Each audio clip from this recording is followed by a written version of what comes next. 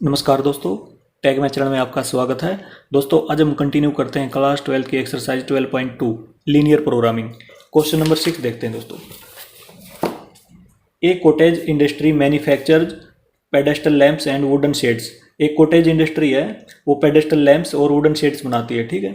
Each requiring the use of a grinding cutting machine and a sprayer. इन दोनों को मतलब लैंप को भी और शेड्स को भी किसकी जरूरत है? ग्राइंडिंग मशीन की और स्प्रेयर की, ठीक है। It takes 2 hours on the grinding cutting machine and 3 hours on the sprayer to manufacturing a pedestal lamp। मतलब जो पेडेस्टल लैम्प बनाने के लिए 2 घंटे तो जरूरत होती है कटिंग मशीन की और 3 घंटे जरूरत होती है स्प्रेयर की।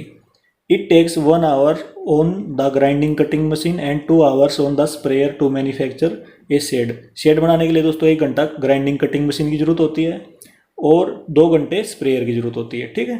ये दे रखा है, तो इतना करते हैं, उसके बाद आगे देखते हैं। देखो टेबल बना लेते हैं इसकी। क्वेश्चन नंबर 6 है, तो इस तरह की एक टेबल बनाएंगे।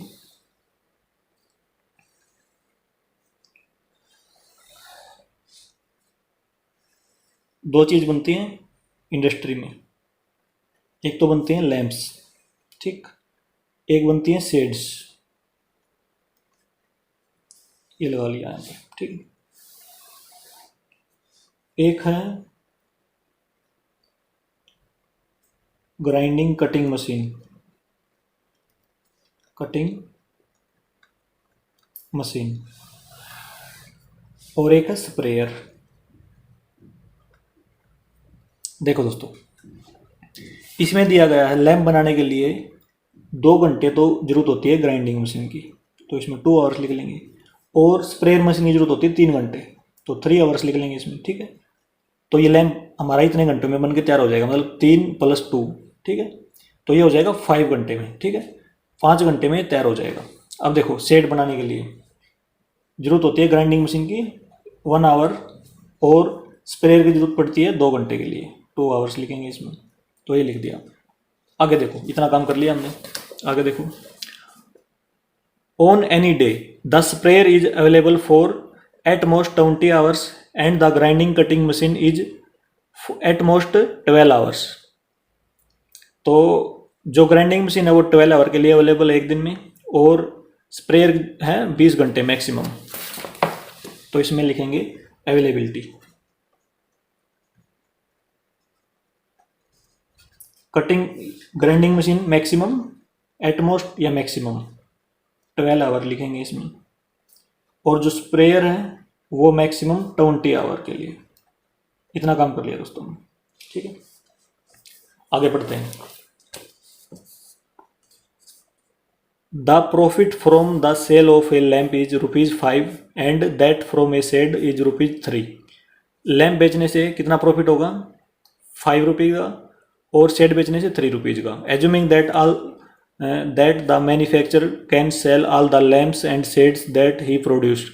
ये मान लेना हमने कि उसने मैन्युफैक्चरर ने सारे के सारे लैम्प और सारी की सारी शेड्स बेच दी। How should he schedule his daily production in order to maximise his profit. उसने हमने क्या करना है, अपना प्रोडक्शन को कैसे शेड्यूल करे कि कितना प्रोडक्शन करे कि उसका प्रॉफिट मैक्सिमम हो जाए। तो देखो दोस्तों, प्रोडक्शन, सबसे पहले प्रोडक्शन लिखते हैं इसमें। प्रोडक्शन क्या है? जेड है, उसमें हम क्या करेंगे? x + y। x किसको मानेंगे? y किसको? देखो लैंप को मान लो x और शेड्स को मान लो y, कि एक दिन में उसने लैंप बनाए x, ठीक है। नंबर ऑफ लैंप इतने हो गए और नंबर ऑफ शेड्स y होगी, तो प्रोडक्शन क्या हो जाएगा? x + y हो जाएगा हमारा, ठीक है ना। ये मान लिया हमने। अब देखो, तो उसने क्या करना है? प्रॉफिट को करना है मैक्सिमम। तो ये देखो, ये हो जाएगा z = इस पे ₹5 प्रॉफिट था, क्वेश्चन में गिवन है ना, और इस पे ₹3। तो इसको करना है दोस्तों हमने मैक्सिमम, इस जेड को क्या करना है? मैक्सिमम, ठीक है। हमने जो केस पढ़े अब तक, हमने ये पढ़े हैं कि यदि हम प्रोडक्शन को मैक्सिमम कर दें तो ये प्रॉफिट भी मैक्सिमम हो जाता है। लेकिन कई केस में क्या होता है, एक्स की वैल्यू 0 आ जाती है या वाई की 0 आ जाती है, किसी एक की 0 आ गई, तो उस केस में क्या हो जाएगा? प्रॉफिट मैक्सिमम नहीं होगा दोस्तों, ठीक है। तो कॉर्नर पॉइंट वाली टेबल में हम इस जेड का यूज करेंगे डायरेक्ट, ठीक है। इसका नहीं यूज करेंगे, प्रोडक्शन का यूज नहीं करेंगे, हम मैक्सिमम प्रॉफिट का ही यूज कर लेंगे यहाँ से, क्योंकि हमने प्रॉफिट को मैक्सिमम करना है। इसको क्या करना है? इसको मैनेज करना है कि कितने तो एक्स बेचें, ठीक है। मतलब कितने लैंप बेचे हम और कितने शेड्स बेचे, ठीक है। इन दो की वैल्यू बतानी है एक्स और वाई, और प्रॉफिट को क्या करना है, मैक्सिमम। तो देखो दोस्तों, सबसे पहले हम ये लिखेंगे जो हमने यहाँ पे लिखा है एक्स और वाई, इसकी लैंग्वेज लिखते हैं। देखो, let the cottage industry manufacture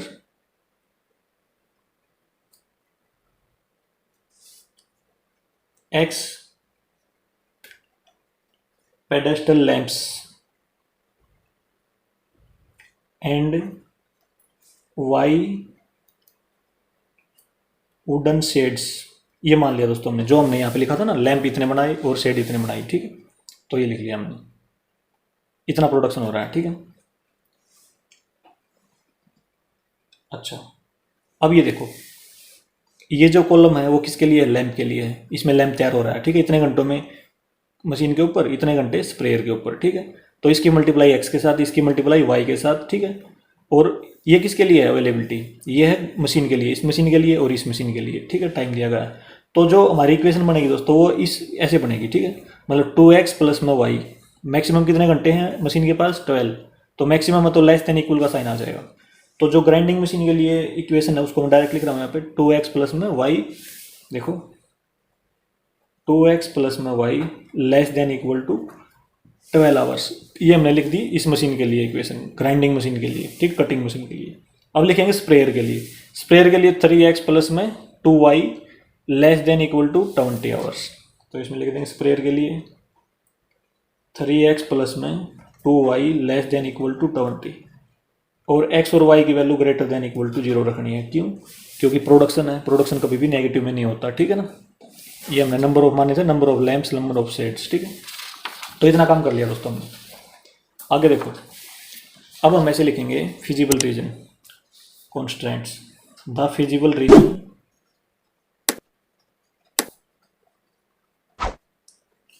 determine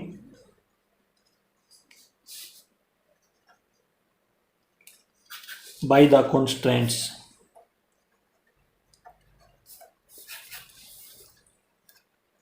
to x plus में वाई इक्वल टू 12। दोनों इक्वेशन लिख लेंगे, 3x प्लस में 2y इक्वल टू 20। ये लिख लिया दोस्तों हमने। अब x और y की वैल्यू लिखेंगे।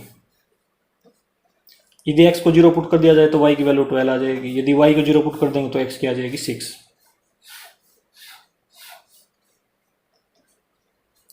देखो, x की वैल्यू को 0 पुट कर देंगे तो y की वैल्यू आएगी 10, यदि y को 0 पुट कर देंगे तो x की वैल्यू आएगी 20/3। इसका मतलब है 6.6 आ जाएगी, ठीक है। अब बनाएंगे दोस्तों ग्राफ। तो देखो, क्वेश्चन नंबर 6 का ग्राफ बनाते हैं। y की मैक्सिमम वैल्यू 12 है और x की है 6.6, तो इसके हिसाब से बना लेंगे इसको।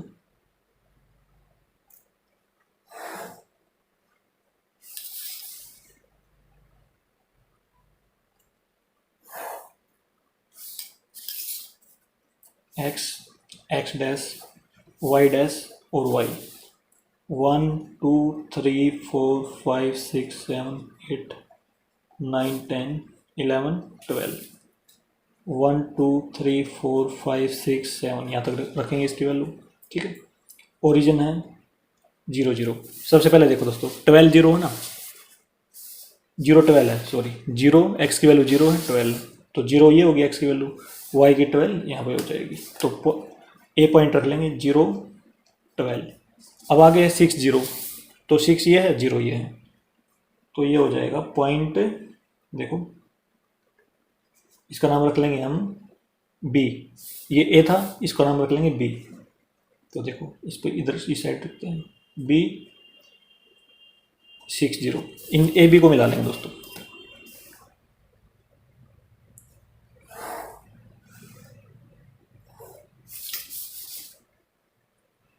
इस लाइन की जो इक्वेशन है उसको लिख रहे हैं, वो है 2x प्लस में y less than equal to 12।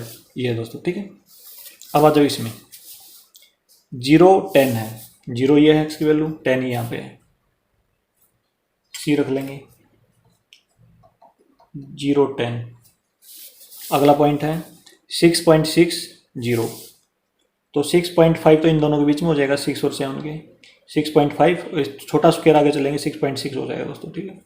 ये वाला पॉइंट, इसका नाम पॉइंट डी, तो इसमें रखेंगे 20/3, 20/3 ऐसे रख लेंगे इसका नाम। इसको मिला देंगे सी से, सी और डी को मिला लेंगे तो लाइन बन जाएगी हमारी ये। और जो इसकी इक्वेशन है दोस्तों, इस लाइन की जो इक्वेशन है उसको लिखता हूँ मैं यहाँ पे, 3x प्लस में 2y less than equal to 20, ठीक है। इतना काम कर लिया दोस्तों। अब ये चलो सेट करते हैं। सबसे पहले सेट देखो कहाँ पे होगी, यहाँ पे लेस देन का साइन है, यहाँ पे भी लेस देन का साइन है। जब लेस देन का साइन हो तो इसका मतलब सेट होती है डाउनवर्ड्स, डाउनवर्ड्स, ठीक। डाउनवर्ड्स का मतलब ओरिजिन की तरफ होगी, ठीक है। तो इसकी भी ओरिजिन की तरफ, इस लाइन की भी ओरिजिन की तरफ, ठीक है। दोनों लाइनों की क्या होगी, ओरिजिन की तरफ होगी। और फर्स्ट क्वाड्रेंट में होगी क्योंकि एक्स और वाई दोनों पॉजिटिव हैं, ठीक है। तो ये हो जाएगी हमारी शेड इसमें, फर्स्ट क्वाड्रेंट में ये होगी दोस्तों, ठीक है। अब इसके कॉर्नर पॉइंट देखते हैं। एक तो सी है, एक पॉइंट ये है यहाँ पे, ठीक है। इसको हमने निकालना पड़ेगा, ई पॉइंट रख लेते हैं इसका नाम। एक ओ है और एक है हमारे पास बी, ये रहा, ठीक है। तो ये कॉर्नर पॉइंट आए हमारे।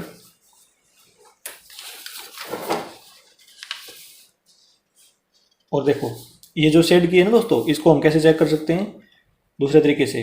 यदि हम इसमें ये पॉइंट डाल लें, कोई भी पॉइंट डाल लें, ठीक है, तो ये ओरिजिन डालेंगे तो यहाँ पे 0, यहाँ पे 0, तो यहाँ पे 0 प्लस में 0 लेस देन इक्वल टू 20।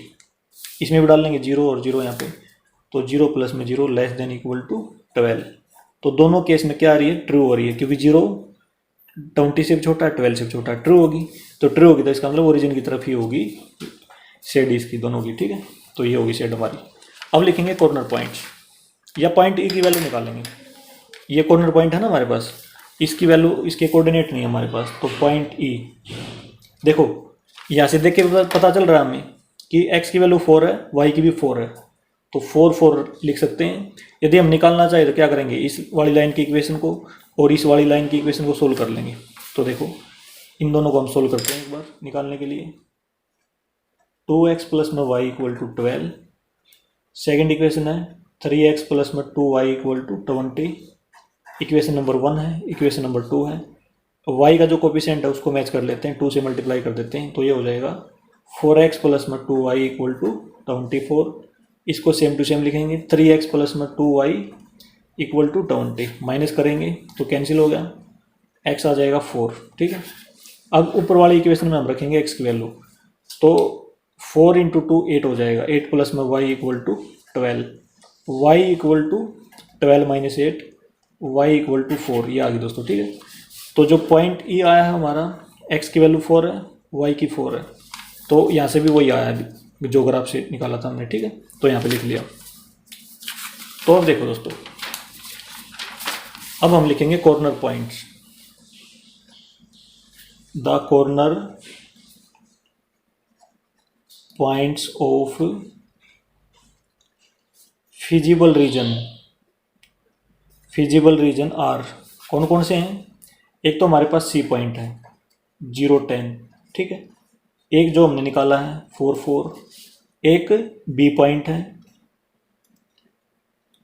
6 0, एक हमारे पास ओ, ठीक है दोस्तों, ये लिख लिया हमने। अब हम टेबल बनाएंगे इसकी, ठीक है।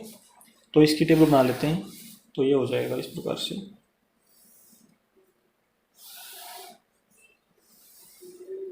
तो इसमें लिखेंगे कॉर्नर पॉइंट्स, इसमें जेड की वैल्यू, जेड देखो दोस्तों, जेड कौन सा लिखें, प्रॉफिट हमने मैक्सिमम करना है तो ये वाला जेड लिखेंगे, ठीक है। ये वाला नहीं लिखेंगे, ये वाला लिखेंगे तो फिर ये हम चेक करेंगे कि मैक्सिमम, यदि मान लो ये लिख दिया हमने यहाँ पे, ठीक है, तो फिर हम मैक्सिमम प्रोडक्शन वाला, जिस प्रकार से मान लो इसमें 0 आ गया यहाँ पे, और यहाँ पे और कुछ आ जाता है, ठीक है। मान लो मैक्सिमम प्रोडक्शन इसमें आ गया, तो फिर हम सब मैक्सिमम प्रॉफिट भी चेक करेंगे दोबारा से, ठीक है।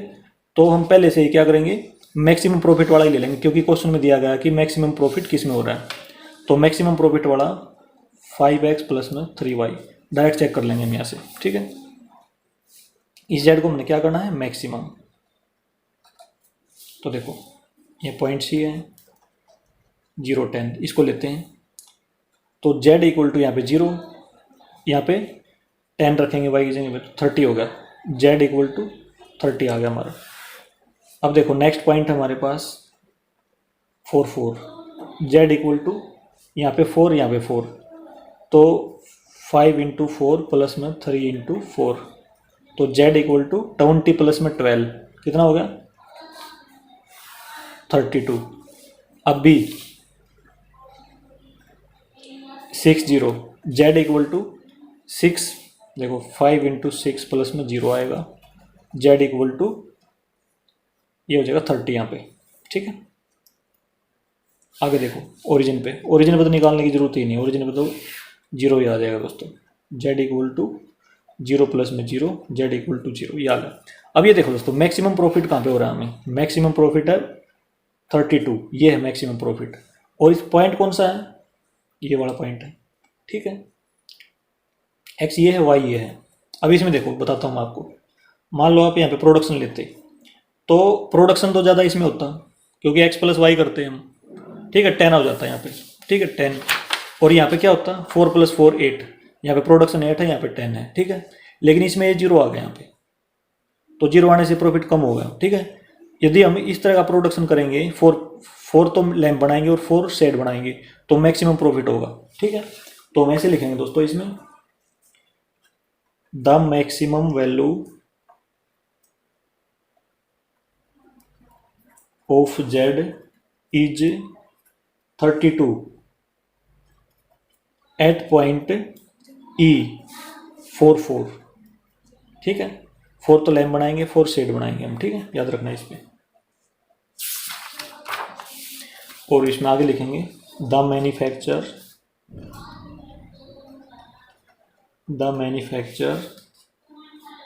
मैन्युफैक्चरर शुड प्रोड्यूस 4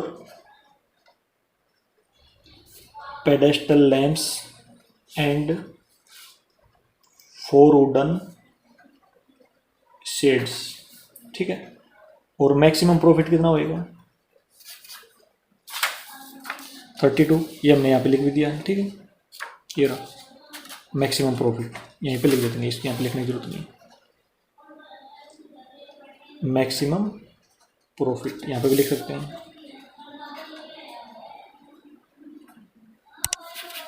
₹32 आंसर हो गया दोस्तों, ठीक है, याद रखना इस पे। इस प्रकार से दोस्तों क्वेश्चन नंबर 6 हो गया हमारा। अब आते हैं दोस्तों हम नेक्स्ट क्वेश्चन की तरफ, क्वेश्चन नंबर 7।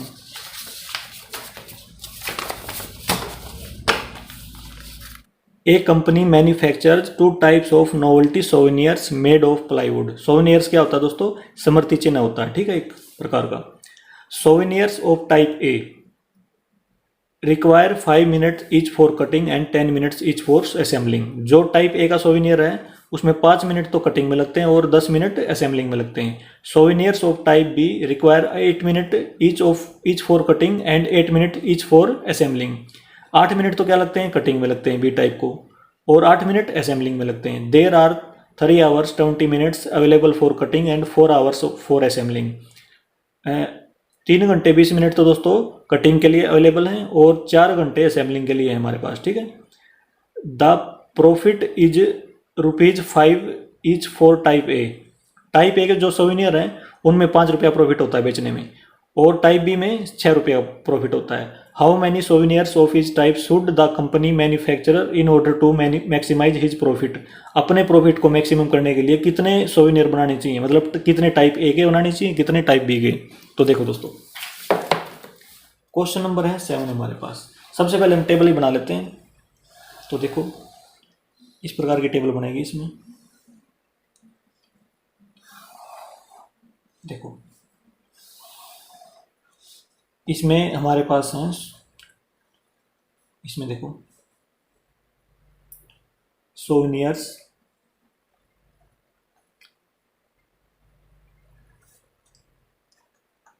टाइप ए के, ठीक है, और दूसरे हमारे पास टाइप बी के सोवेनियर्स। 2 तरह के बनते हैं कंपनी में, ठीक है, ये लिख लिया हमने यहाँ पे। उसके बाद टाइम लगता है, एक तो कटिंग में टाइम लगता है, ठीक है, कटिंग यहाँ पे लिख लेंगे, कटिंग में कितना टाइम लगेगा, और दूसरा टाइम लगता है असेंबलिंग में, उनको जोड़ने में, ठीक है। टाइप ए में कितना टाइम लगता है, देखो टाइप ए में लगता है 5 मिनट तो लगते हैं कटिंग में, इसमें लिखेंगे हम 5 मिनट तो कटिंग में, और 10 मिनट लगते हैं असेंबलिंग में। तो टाइप ए का एक सोवेनियर तैयार हो जाएगा। अब सोवेनियर हो टाइप बी, इसमें लगते हैं 8 मिनट तो कटिंग में लगते हैं, और 8 मिनट लगते हैं असेंबलिंग में, तो 16 मिनट में क्या हो जाएगा, एक सोवेनियर तैयार हो जाएगा टाइप बी का, ठीक है।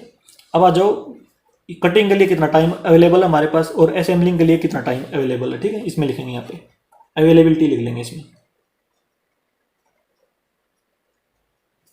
कटिंग के लिए हमारे पास मैक्सिमम है टाइम 3 घंटे और 20 मिनट, तो देखो यहाँ पे मिनट में दिया गया है, ठीक है, तो उसको मिनट में बना लेंगे।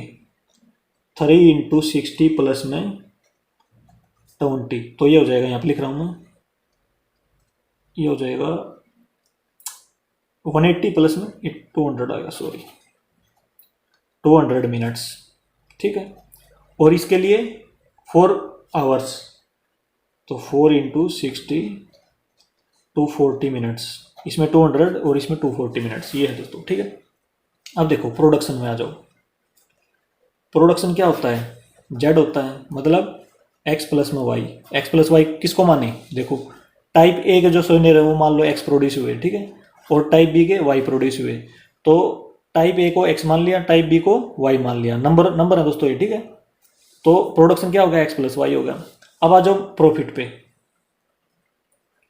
प्रॉफिट, इस पे प्रॉफिट होता है 5 रुपये का, और इस पे प्रॉफिट होता है 6 रुपये का, तो 5x प्लस में 6y, ये हो जाएगा प्रॉफिट। और इसको हमने क्या करना है, मैक्सिमम करना है, ठीक है। इस प्रॉफिट को क्या करना है, मैक्सिमम करना है, और प्रोडक्शन बताना है कि कितना करना चाहिए कंपनी ने, ठीक है। तो इसमें ऐसे लिखेंगे हम, let the company manufacture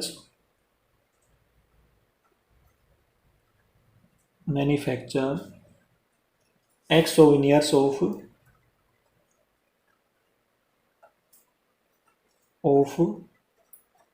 type A and Y souvenirs of type B, ये लिख लिया दोस्तों हमने, ठीक है। अब देखो, अब हमने इक्वेशन लिखनी है, तो कैसे लिखे, जिसमें एक्स और वाई प्रेजेंट हो, ठीक है। तो इसकी देखो, टाइप ए के लिए ये इतना टाइम है, टाइप बी के लिए इतना टाइम है, तो इतने बनाए हमने, ठीक है। तो कि टोटल टाइम कितना लगेगा, 5x 10x, तो इसको x के साथ मल्टीप्लाई करेंगे, इसको y के साथ, ये टाइम हमारे पास है, ठीक है। तो इक्वेशन लिखेंगे, पहले कटिंग के लिए लिखेंगे, ठीक है। कटिंग के लिए ये वाली इक्वेशन हो जाएगी, 5x प्लस में 8y मैक्सिमम है, तो लेस देन इक्वल टू 200 लिख देंगे इसमें। तो देखो कटिंग के लिए क्या इक्वेशन आएगी, 5x प्लस में 8y less than equal to 200, और असेंबलिंग के लिए 10x प्लस में 8y less than equal to 240 minutes, ठीक है। और x और y क्या होना चाहिए, ग्रेटर देन इक्वल टू 0 होने चाहिए, तो ये लिख लिया हमने, क्योंकि प्रोडक्शन कभी भी नेगेटिव में नहीं होता, ठीक है। जो नंबर लिए हमने वो कभी भी नेगेटिव में नहीं होते। अब लिखेंगे हम फिजिबल रीजन, कैसे डिटरमाइन किया जाता है, द फिजिबल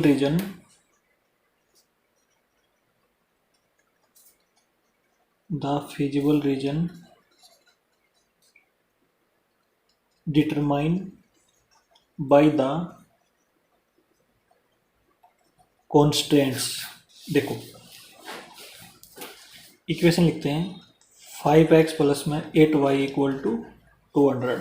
दूसरी इक्वेशन हमारे पास 10x प्लस में 8y इक्वल टू 240।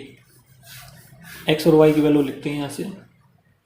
यदि हम x को 0 पुट कर दें तो y की वैल्यू क्या आ जाएगी, 25 आ जाएगी, ठीक है, क्योंकि 0 हो जाएगा। 200 अपॉन में 8 क्या आएगा, 25।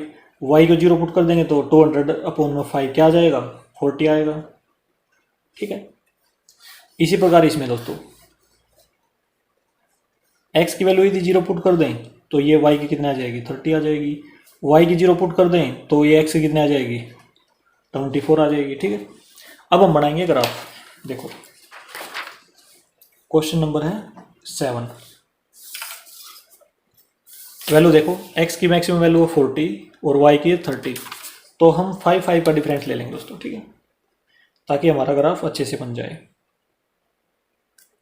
तो ये हो जाएगा, देखो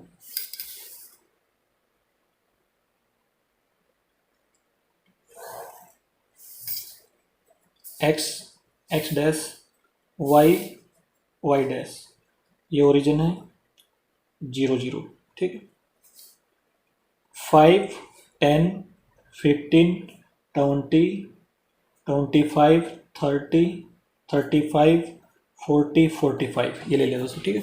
इसी प्रकार ऊपर 5 10 15 20 25 30 35 40 45, ठीक है, इतना ले लिया दोस्तों। अब जो पहला पॉइंट है वो है 0 25, 0 यहाँ पे है, 25 यहाँ पे है, तो 0 25। जो सेकंड पॉइंट है 40 0 है, तो 40 यहाँ पे है, 0 यहाँ पे, ठीक है।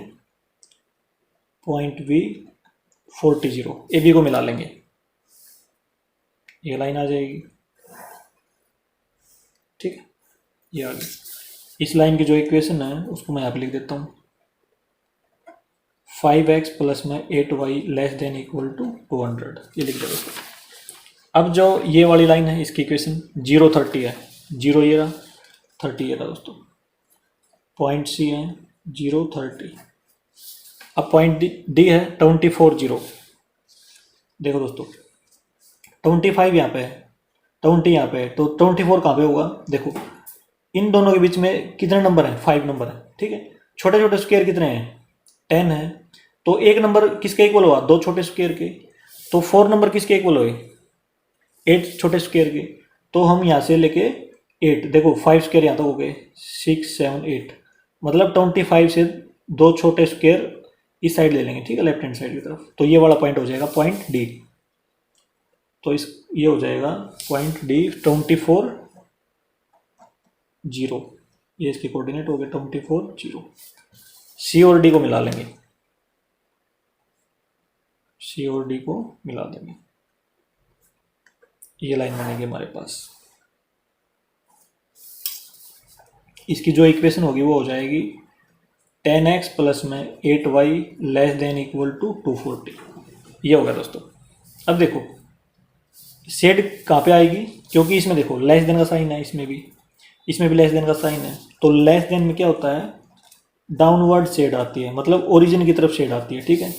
दूसरे तरीके से चेक करेंगे, यदि हम ओरिजिन की वैल्यू x और x कितना, x और y 0 0, तो 0 0 इसमें डाल देंगे, 0 0 इसमें डाल देंगे, तो 0 प्लस में 0 less than equal to 200, 0 plus में 0 लेस देन इक्वल टू 240, दोनों केस में क्या है, ट्रू है, तो इसका मतलब ओरिजिन की तरफ ही शेड होगी, ये भी ओरिजिन की तरफ और ये भी ओरिजिन की तरफ, दोनों लाइन होगी, ठीक है, ओरिजिन की तरफ, ओरिजिन की तरफ। लेकिन कहाँ पे, फर्स्ट क्वाड्रेंट में, तो फर्स्ट क्वाड्रेंट में तो ये है दोनों की कॉमन, ये आंसर ये हो जाएगा दोस्तों इसका फिजिबल रीजन, ठीक है। अब हमने ये पॉइंट निकालना है, ये हमें एग्जैक्ट दिखाई नहीं दे रहा कि कहाँ पे है ये, ठीक है, यहाँ पे थोड़ी सी नीचे है ये, इसका नाम पॉइंट ई रख लेंगे, और हम इस लाइन की इक्वेशन को इस लाइन की इक्वेशन को सोल्व कर लेंगे, पॉइंट ई आ जाएगा हमारे पास, ठीक है। तो पॉइंट ई निकाल लेंगे, इस इक्वेशन को इसको सोल्व करेंगे, तो 5x प्लस में 8y इक्वल टू 200, दूसरी इक्वेशन है 10x प्लस में 8y इक्वल टू 240, पहले से ही y के कोफिशिएंट मैच हैं तो डायरेक्ट माइनस कर देंगे, कैंसिल हो गया, माइनस में 5x इक्वल टू -40, माइनस से minus cancel, x equal to 8, ऊपर वाली इक्वेशन में वैल्यू डालेंगे x की, 8 5 जा 40, 40 प्लस में 8y equal to 200, 8y equal to 200 minus में 40, 8y equal to 160, y equal to 160 upon में 8 कितनी होगी, 20 हो जाएगी, y इक्वल टू 20। तो पॉइंट ई क्या आ गया दोस्तों हमारा, 8 20, ठीक है। तो यहाँ पे हम लिख देंगे 8 और 20, ठीक है। देखो थोड़ा सा 20 से नीचे दिखाई दे रहा हमें, ठीक है, थोड़ा सा दिखाई दे रहा दोस्तों, बिल्कुल एक पॉइंट ही।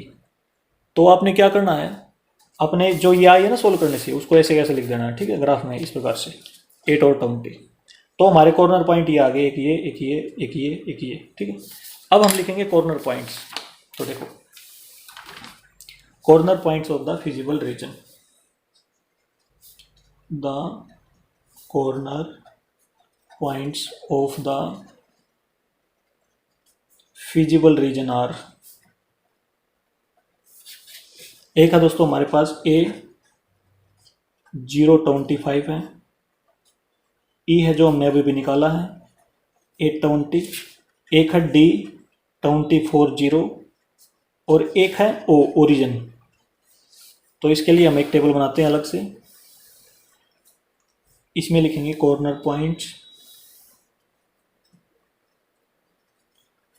पॉइंट्स और इसमें जेड।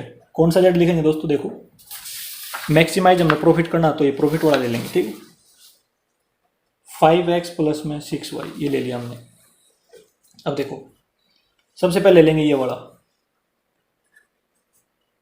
0.25, इसमें 0 इसमें 25, तो ये देखो क्या हो जाएगा z इक्वल टू 5 0 हो जाएगी इसमें, तो 6 इंटू 25, तो ये हो जाएगा 150, ठीक है। 25 इंटू 6 150 हो जाएगा, तो प्रॉफिट 150 है इसमें, ठीक है। जो सेकंड पॉइंट है वो point E 820, z equal to यहाँ पे 8 और यहाँ पे 20 यहाँ पे, तो ये हो जाएगा 40 प्लस में 120, जेड इक्वल टू 160 आ गया, ठीक है। अगला पॉइंट देखते हैं डी पॉइंट 240। देखो दोस्तों जेड इक्वल टू यहाँ पे 24, 5 इंटू 24 और यहाँ पे 0, 24 इंटू 5 120, तो ये आ गया इतना। जो नेक्स्ट कॉर्नर पॉइंट है वो देखो ओरिजिन है, तो ये हो जाएगा z इक्वल टू 0 प्लस में 0, z इक्वल टू 0, ओरिजिन पे तो 0 प्रॉफिट होगा दोस्तों, ठीक। अब मैक्सिमम प्रॉफिट देखो दोस्तों, मैक्सिमम प्रॉफिट हमें ₹160 का कब है, जब x की वैल्यू ये है, y की वैल्यू ये है, ठीक है। जब प्रोडक्शन हमारा 28 है टोटल, ठीक है। वैसे तो देखो प्रोडक्शन भी मैक्सिमम है इसमें, ठीक है, लेकिन आपने यहाँ पे इसकी वैल्यू रखनी है प्रॉफिट की, ठीक है, याद रखना है इस पर।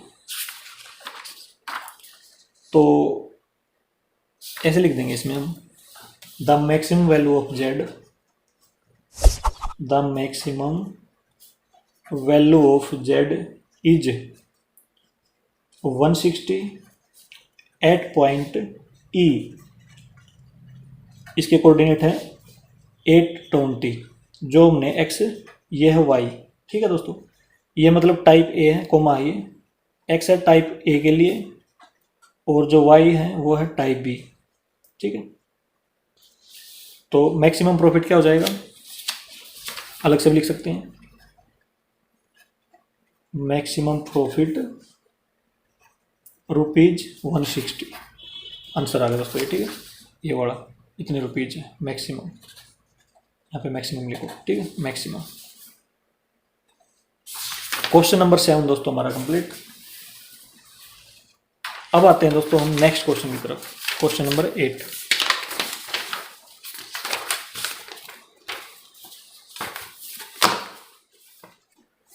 A merchant plan to sell two types of personal computer, a desktop model and a portable model, that will cost ₹25,000 and 40,000 respectively। देखो दोस्तों एक व्यापारी है, वो क्या करना चाह रहा है, दो तरह के पर्सनल कंप्यूटर बेचना चाह रहा है, ठीक है। अच्छा, तो एक तो डेस्कटॉप मॉडल है, एक पोर्टेबल है। डेस्कटॉप की कीमत यह है, पोर्टेबल की कीमत यह है, ठीक है। He estimate that total monthly demand of computer will not exceed 250 units. अच्छा, determine the number of unit of each type of computer which the merchant should stock to get maximum profit if he does not want to invest more than ₹70 lakhs and if his profit on the desktop model is 4500 and portable model is 1500, ठीक है, 5000। देखो दोस्तों वो 70 लाख से ज़्यादा invest नहीं करना चाह रहा, ठीक है, और 250 से ज़्यादा यूनिट बेचना नहीं चाह रहा, दोनों के मिला के, पोर्टेबल और डेस्कटॉप की मिला के, ठीक है। और प्रॉफिट ये हो रहा है उसको, डेस्कटॉप पे इतना प्रॉफिट और पोर्टेबल पे इतना प्रॉफिट। तो देखो दोस्तों कितने यूनिट बेचेगा वो, देखो एक बार। सबसे पहले हम इसकी टेबल बना लेते हैं। एक तो है डेस्कटॉप, एक है पोर्टेबल। देखो डेस्कटॉप मॉडल, एक है पोर्टेबल। ये तो मान लो एक्स बेचेगा और पोर्टेबल बेचेगा वाई, ऐसे लिख लेंगे हम पहले से ही, ठीक है। ये हमने नंबर लिख लिया कि डेस्कटॉप इतने बेचेगा और पोर्टेबल इतने बेचेगा कंप्यूटर। और कॉस्ट देखो, कॉस्ट डेस्कटॉप पे कितनी दे रखी है, 25,000 है, तो इस पर लिख लेंगे 25,000। और इसकी कॉस्ट कितनी है, 40,000 है, 40,000 रुपये, या 25,000, ठीक है, 40,000। तो ये लिख लिया दोस्तों हमने। अब देखो प्रोडक्शन कैसे होगी, जेड एक्स प्लस वाई होगी, ठीक है। और जो प्रॉफिट होगा उसको लिखता हूँ एक बार, प्रॉफिट।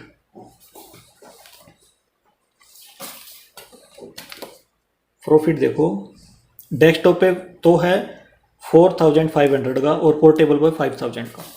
तो यदि हम जेड इक्वल टू इसको कर लें 4,500 से मल्टीप्लाई, इसको 5,000 से, तो ये प्रॉफिट हो जाएगा। और इसको हमने क्या करना है, मैक्सिमम करना है दोस्तों, ठीक है। इसको हमने क्या करना है, मैक्सिमम प्रॉफिट की रिक्वायरमेंट है। तो देखो इसकी जो कंडीशन है ऐसे लिख लेते हैं। सबसे पहले तो एक्स और वाई लैंग्वेज लिखेंगे इसकी, let he sell desktop models be x and portable models be y, ठीक है। ये हमने लिख लिया जो हमने यहाँ पे लिखा है दोस्तों। कॉस्ट यहाँ पे लिखी गई है दोनों की। तो कंडीशन क्या है, पहली कंडीशन ये है एक्स प्लस वाई की टोटल जो प्रोडक्शन दोनों का वो less than equal to 250 units, ठीक है। मतलब 250 से ज़्यादा नहीं बेचनी, दोनों का मिला के क्या करना है, 250 से कम यूनिट बेचनी है। तो पहली कंडीशन ये होगी, ये लिख लिया हमने। दूसरी कंडीशन क्या है कि इसकी कॉस्ट देखो, एक डेस्कटॉप की कॉस्ट इतनी है, एक्स की कितनी हो जाएगी, इससे मल्टीप्लाई कर देंगे। एक पोर्टेबल कंप्यूटर की कॉस्ट इतनी है तो वाई कितनी हो जाएगी, इसके साथ मल्टीप्लाई कर देंगे। तो दूसरी कंडीशन ये है कि 25,000 एक्स प्लस में 40,000, ठीक है, 40,000 वाई, ये किससे कम होना चाहिए, 70 लाख से कम होना चाहिए या 70 लाख के इक्वल होना चाहिए, ठीक है। तो ये हो जाएगा देखो 70 लाख, 1 2 3 4 5 6, ठीक है दोस्तों, ठीक है। तो ये होगा 70 लाख, मतलब टोटल इन्वेस्टमेंट कितनी है, 70 लाख के इक्वल है या उससे कम है, ठीक है। इससे ज़्यादा नहीं होनी चाहिए और इससे ज़्यादा यूनिट बेचनी नहीं है। तो हमने ये कंडीशन लिख ली इसमें। और x और y greater than equal to 0, क्योंकि ये नंबर्स कभी भी नेगेटिव में नहीं होते, ठीक है। जो नंबर हमने जो प्रोडक्शन करना है वो कभी भी नेगेटिव में नहीं होता। अब देखो दोस्तों फिजिबल रीजन कैसे डिटरमाइन करेंगे। The feasible reason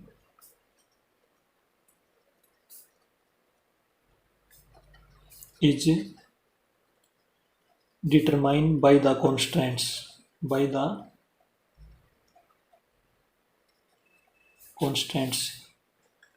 x plus y equal to 250। और दूसरी चीज़ है इसमें 25,000 x प्लस में 40,000 y इक्वल टू, यहाँ पे नहीं आ रही दोस्तों ये, इसको यहाँ पे लिख देता हूँ मैं, ठीक है। अब देखो इसमें 3 जीरो है ना, तो 3 जीरो ये कैंसिल कर देंगे, 3 जीरो ये और 3 जीरो ये, ठीक है। इतना काम कर दिया। अब हम करेंगे इसको 5 से कैंसिल, ये हो जाएगा 5 से कैंसिल, यहाँ पे 8 आ जाएगा। और इसको 5 से कैंसिल करेंगे तो ये आ जाएगा 5 1 जा 5, इसमें बच गए 2, 5 4 जा 20, तो ये हो जाएगा दोस्तों। तो इसमें बचेगा देखो, इक्वेशन बनेगी हमारी 5x प्लस में 8y इक्वल टू 1400, ठीक है। ये बन गई हमारी। तो दो इक्वेशन आ गई ये वाली।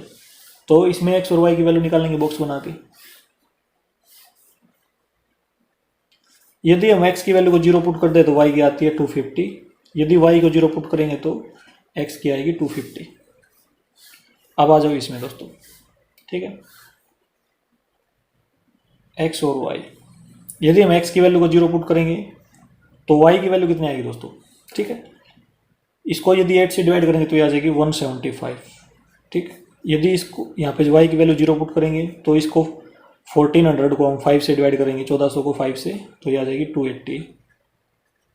ठीक है, इतना आ जाएगा। अब हम ग्राफ बनाते हैं दोस्तों क्वेश्चन नंबर 8 का।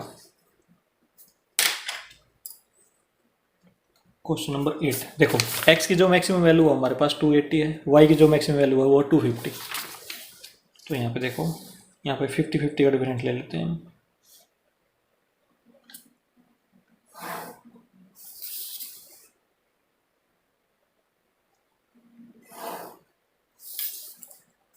x dash y dash, origin है 0 0, 50 का डिफरेंस लेंगे, 50 100 150 200 250 300, 50 100 150 200 250 300, इतना ले लिया दोस्तों हमने। ठीक है, अब सबसे पहले देखो 0 to 50 है ना, तो 0 और 250, पॉइंट ए ये हो जाएगा हमारा 0 250।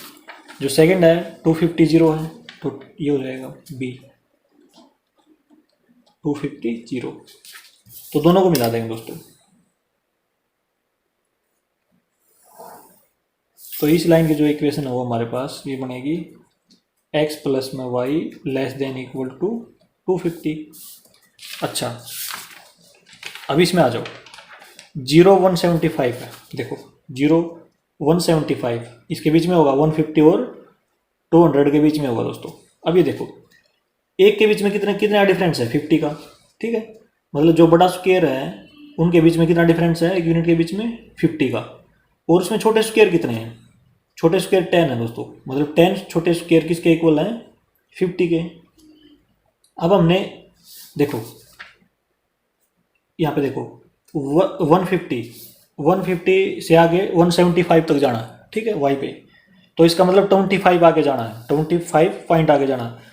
तो जो एक छोटा स्क्वायर है उसकी वैल्यू कितनी है 50/10, तो 5। ठीक है, 5 नंबर। जो एक छोटा स्क्वायर है छोटे वाला, उसकी वैल्यू कितनी है 5 नंबर। ठीक है, तो हमने नंबर जाना आगे 25, तो इसका मतलब 5 आगे जाएंगे। ठीक है,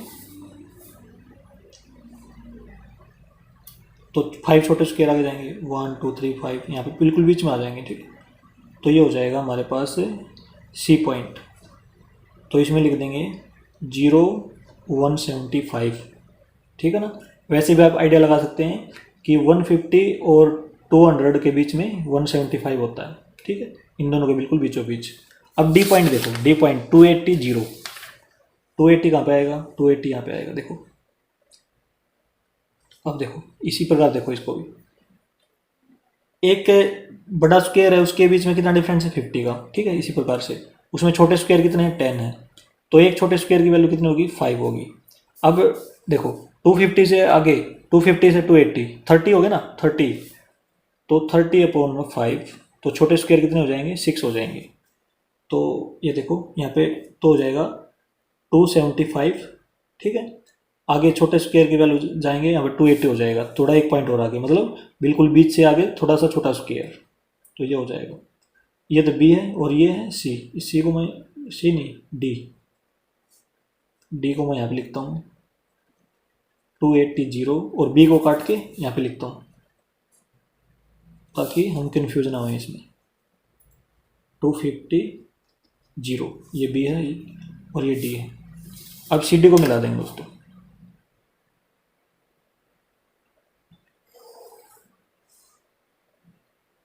ये हो गया। अब इस लाइन की इक्वेशन है उसको भी लिख देंगे, ये वाली लिख देंगे इसके लिए, छोटे वाले। ठीक है, 5x प्लस में 8y less than equal to 1400, तो ये लिख दिया दोस्तों हमने। अब सेड देखते हैं किस साइड होगी सेड, इसकी होगी नीचे की तरफ। क्यों होगी, क्योंकि इसमें देखो लेस देन का साइन, इसमें भी लेस देन का। ठीक है ना, डाउनवर्ड्स लिखेंगे इसमें, डाउनवर्ड्स। ठीक है, इसमें ओरिजिन की वैल्यू डाल के चेक कर सकते हैं, 0 प्लस में 0, 0 प्लस में 0 less than equal to 250, true है ये। 0 प्लस में 0, 0 प्लस में 0 लेस देन इक्वल टू 1400, दोनों ट्रू हैं, तो इसका मतलब दोनों ओरिजिन की तरफ शेड होगी। ठीक है, फर्स्ट क्वाड्रेंट में, तो फर्स्ट क्वाड्रेंट में दोनों की कॉमन शेड ये हो जाएगी। तो फिजिबल रीजन ये आ गया दोस्तों। इसमें हमने ये पॉइंट निकालना है, पॉइंट ई, ठीक है। पॉइंट ई देखो ग्राफ से भी निकाल सकते हैं और दोनों इक्वेशन को सोल्व करके भी निकाल सकते हैं। x plus y equal to 250, 5x plus में 8y इक्वल टू 1400, इक्वेशन 1 है, इक्वेशन 2 है, इसको 5 से मल्टीप्लाई कर देंगे, x की कोफिशिएंट मैच हो जाएंगे हमारे। 5x प्लस में 5y इक्वल टू ये 125, 25 इंटू 5 125 और पीछे 0 ये लगा देंगे, ठीक है। ये आ जाएगा 1250 आ जाएगा।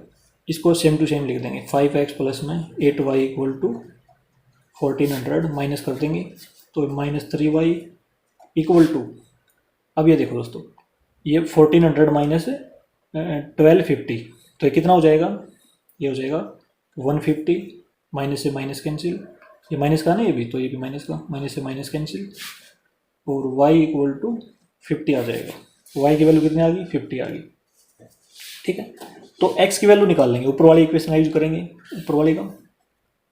तो x प्लस में 50 इक्वल टू 250, जो x की वैल्यू आएगी वो आ जाएगी 200, यहाँ से ये उस साइड जाके नेगेटिव हो जाएगा, ठीक है। तो जो पॉइंट ई आया है हमारे पास वो आ गया 200,50, तो इसको ऐसे लिख देंगे 200,50, इस प्रकार से लगा दिया दोस्तों। तो कॉर्नर पॉइंट सी, ई और ये वाला बी और ये वाला ओ, ये हमारे कॉर्नर पॉइंट हो गए, ठीक है। तो इसमें लिखेंगे हम corner point of feasible region, the corner points of feasible reason, corner point of the feasible reason, ऐसे लिखेंगे दोस्तों, ठीक है। तो कौन कौन से हैं, एक तो सी है 0,175 है, और एक आया हमारे पास ई 250, और एक है बी वो है 250 0, और एक है ओ ओरिजिन 00। तो उसके लिए बनाएंगे टेबल, इसमें लिखेंगे कॉर्नर पॉइंट्स और इसमें लिखेंगे जेड। जेड में क्या लिखेंगे दोस्तों, देखो शुरू में लिखा था हमने ये वाला प्रॉफिट है ना, ये लिखेंगे इसमें, इसको हमने मैक्सिमम करना है 4500x प्लस में 5000y, इसको हमने मैक्सिमम करना दोस्तों। सबसे पहले लेंगे सी पॉइंट, तो सी पॉइंट देखो सी 0,175 है, तो z इक्वल टू 0 प्लस में 5000 इंटू 175, तो ये हो जाएगा दोस्तों z इक्वल टू, यदि हम इसकी 5 से मल्टीप्लाई करेंगे, देखो 175 भी करेंगे तो कितना हो जाएगा 875, पीछे 3 जीरो हैं तो 3 जीरो लगा देंगे, तो यह आ जाएगा 8,75,000, ठीक है। अच्छा नेक्स्ट हमारे पास पॉइंट है ई, तो ये है 250, तो z equal to 45 into 200 plus में 5000 इंटू 50, तो ये बनेगा हमारे पास, ये तो हो जाएगा 9 लाख, ठीक है, प्लस में 2,50,000, ठीक है। तो टोटल मिला के हमारे पास ये हो जाएगा 11,50,000, ये हो जाएगा दोस्तों, ठीक है। 11,50,000 रुपये हो जाएगा इसमें जेड की वैल्यू। और नेक्स्ट पॉइंट देखते हैं कॉर्नर पॉइंट, वो हमारे पास है बी 250,0, तो ये हो जाएगा 4500 इंटू 250 प्लस में 0, जेड इक्वल टू 45 की और 25 की मल्टीप्लाई करेंगे दोस्तों, ये आ जाएगा 1125, ठीक है। जीरो कितनी है, 3 जीरो, तो 3 जीरो लगा देंगे, तो ये 11,25,000, ये हो गया हमारे पास। तो मैक्सिमम देखो दोस्तों, मैक्सिमम प्रॉफिट कहाँ पे हो रहा है हमें, 11,50,000, ठीक है। तो 11,50,000 रुपये का मैक्सिमम प्रॉफिट हो रहा है हमें। ओरिजिन की निकालने की जरूरत नहीं, क्योंकि ओरिजिन पे तो क्या होगा, जीरो होगा, ठीक है, जीरो हो जाएगी जेड की वैल्यू। और एक्स और वाई मतलब डेस्कटॉप कंप्यूटर इतने बेचे और पोर्टेबल इतने बेचे, तब क्या होगा, मैक्सिमम प्रॉफिट होगा 11,50,000 रुपये का, ठीक है दोस्तों। तो इसमें हम ऐसे लिख देंगे देखो डेस्कटॉप हमने एक्स माने थे ना ये वाले, और पोर्टेबल वाई माने थे, तो इसमें लिखेंगे maximum value of z, maximum value of z is rupees 11,50,000 at point E 250। ये एक्स है, ये वाई है, ठीक है। इसका मतलब ये होगा that is he should sell 200 units of desktop models and 50 units of portable models, ठीक है। तो ये बेचना चाहिए दोस्तों, डेस्कटॉप की इतनी और पोर्टेबल की इतनी, और मैक्सिमम प्रॉफिट कितना होएगा 11,50,000 रुपये का, ठीक है। ये हो जाएगा दोस्तों, रुपीज़ लगा देना इसके आगे, और ये हमारा क्वेश्चन नंबर 8 का आंसर आ जाएगा दोस्तों। इस प्रकार से कंप्लीट हो जाएगा दोस्तों क्वेश्चन नंबर 8। अब हम आते हैं दोस्तों नेक्स्ट क्वेश्चन की तरफ। क्वेश्चन नंबर है 9। A diet is to contain at least 80 units of vitamin A and 100 units of minerals. Two foods F1 and F2 are available. Food F1 cost rupees 4 per unit and F2 cost rupees 6 per unit. 1 unit of food F1 contains 3 units of vitamin A and 4 units of minerals. 1 unit of food F2 contains 6 units of vitamin A and 3 units of minerals. देखो दोस्तों यहीं तक पढ़ते हैं सबसे पहले। ये देखो एक डाइट में क्या होना चाहिए, क्या कंटेन होना चाहिए, कम से कम 80 यूनिट तो विटामिन ए की होनी चाहिए और 100 यूनिट मिनरल्स की होनी चाहिए। दो फूड अवेलेबल है हमारे पास F1 एंड F2, ठीक है। फूड F1 की कॉस्ट 4 रुपये पर यूनिट है और F2 की कॉस्ट क्या है 6 रुपये पर यूनिट है। अच्छा, एक यूनिट फूड F1 की, ठीक है, F1 की एक यूनिट में क्या होना चाहिए 3 यूनिट तो विटामिन ए की और 4 यूनिट मिनरल्स की, और फूड F2 की एक यूनिट में क्या होना चाहिए 6 unit of vitamin A and 3 unit of minerals, ठीक है ना। आगे देखो, formulate this as linear programming problem. ये जो दिया गया है इसको क्या बनाना है, लीनियर प्रोग्रामिंग प्रॉब्लम बनानी है, ठीक है, इक्वेशन बनानी है। Find the minimum cost of the diet that consist of mixer of these two foods. हमने मिनिमम कॉस्ट बतानी है इस डाइट की, ठीक है, मतलब इन दोनों का मिक्सर F1 एंड F2 की जो मिक्सर बनेगा उसका क्या करना है, मिनिमम कॉस्ट बतानी है दोस्तों। And also meets the minimum nutritional requirements, जो न्यूट्रिशन है वो कम से कम होना भी चाहिए इसमें। देखो दोस्तों क्वेश्चन नंबर 9 हमारे पास, सबसे पहले टेबल बनाते हैं इसकी जो इसमें गिवन है।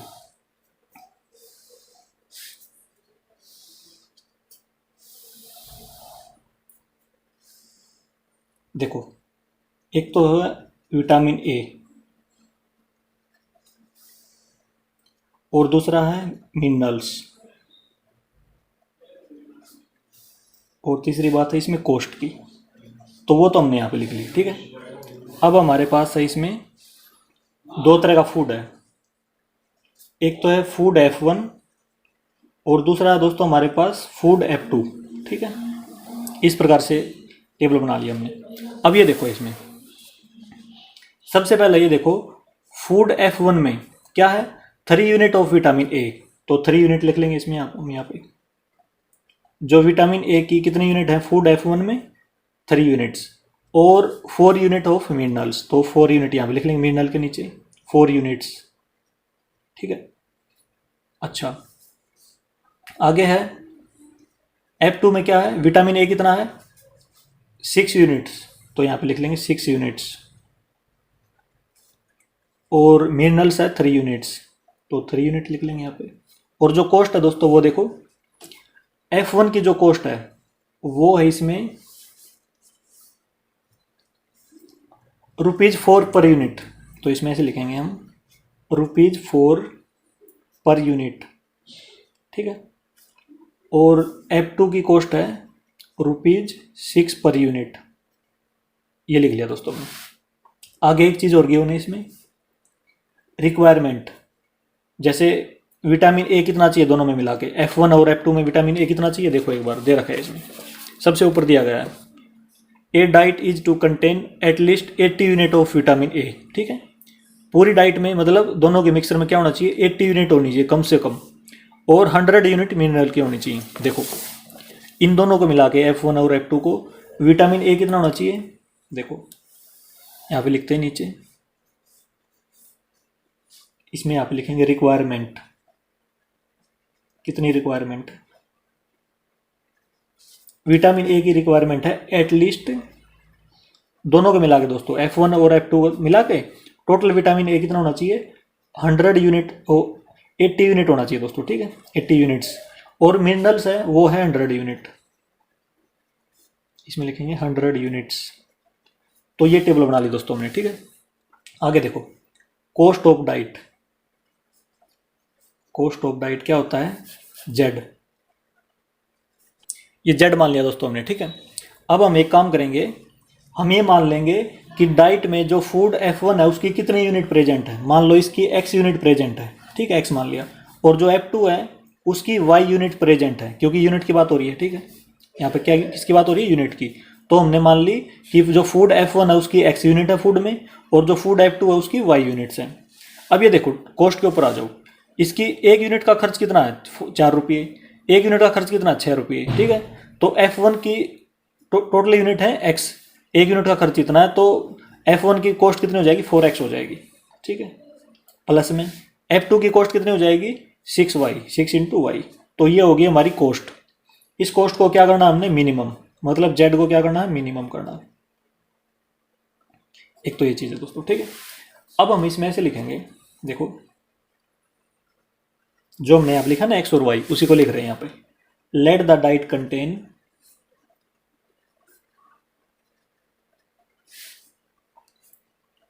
x यूनिट्स ऑफ F1, जो फूड F1 है उसकी x यूनिट है। ठीक है, डाइट में, and y units of F2, जो फूड F2 टाइप का फूड है उसकी y यूनिट है, F1 की x है, ये मान लिया हमने।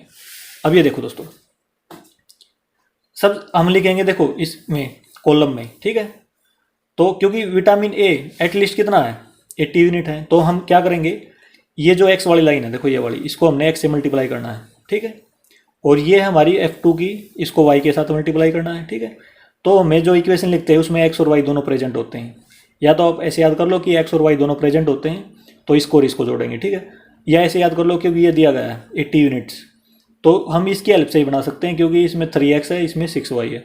तो विटामिन ए की क्या लिखेंगे, इक्वेशन, तो विटामिन ए की इक्वेशन क्या हो जाएगी, 3x प्लस में 6y एटलीस्ट, देखो इसमें से लिखेंगे, विटामिन ए की इक्वेशन है 3x प्लस में 6y एटलीस्ट है दोस्तों। एटलीस्ट का मतलब ग्रेटर देन इक्वल टू, मतलब कम से कम 80 यूनिट तो होनी चाहिए, इससे ज़्यादा बेशक हो। ठीक है, इसका मतलब ये है। अब मिनरल्स पे आ जाओ, मिनरल्स की जो इक्वेशन वो लिखेंगे 4x प्लस में 3y, 4x प्लस में 3y greater than equal to 100, ये लिख लिया हमने। ठीक है, और जो x और y हैं वो दोनों ग्रेटर देन इक्वल टू 0, क्योंकि क्वांटिटी यूनिट कभी भी नेगेटिव में नहीं होती, तो हमने इसको पॉजिटिव मान लिया। तो अब ऐसे लिखेंगे इसमें हम, द फिजिबल रीजन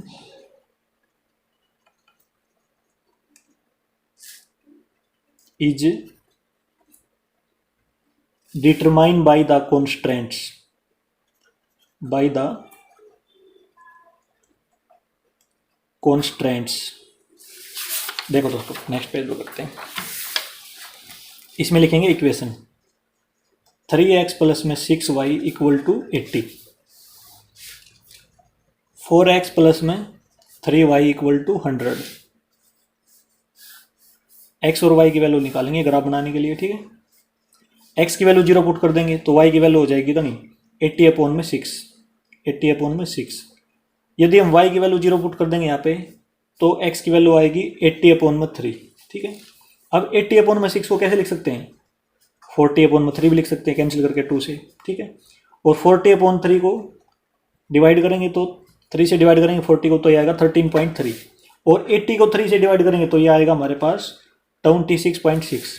ठीक है, तो आगे देखो दोस्तों, इसी प्रकार इसमें यदि हम x की वैल्यू को 0 पुट कर दें तो y की वैल्यू आएगी 100 अपॉन में 3, और 100/3 को लिख सकते हैं 33.3। यदि y को 0 पुट कर देंगे तो x की वैल्यू कितनी आएगी, 4 से डिवाइड कर देंगे तो यह आ जाएगा 25। तो ये कर दिया दोस्तों, ठीक है। अब बनाते हैं हम ग्राफ इसमें। देखो क्वेश्चन नंबर है 9। तो देखो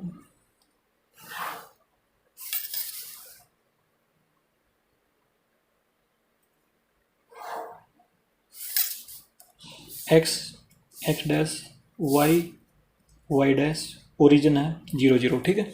ये ले लिया दोस्तों हमने। अब ये देखो यहाँ पे जो x की जो मैक्सिमम वैल्यू है वो हमारे पास है 26.6 और y की जो मैक्सिमम 33.3 है। तो हम 5 का डिफरेंस ले लेंगे, ठीक है।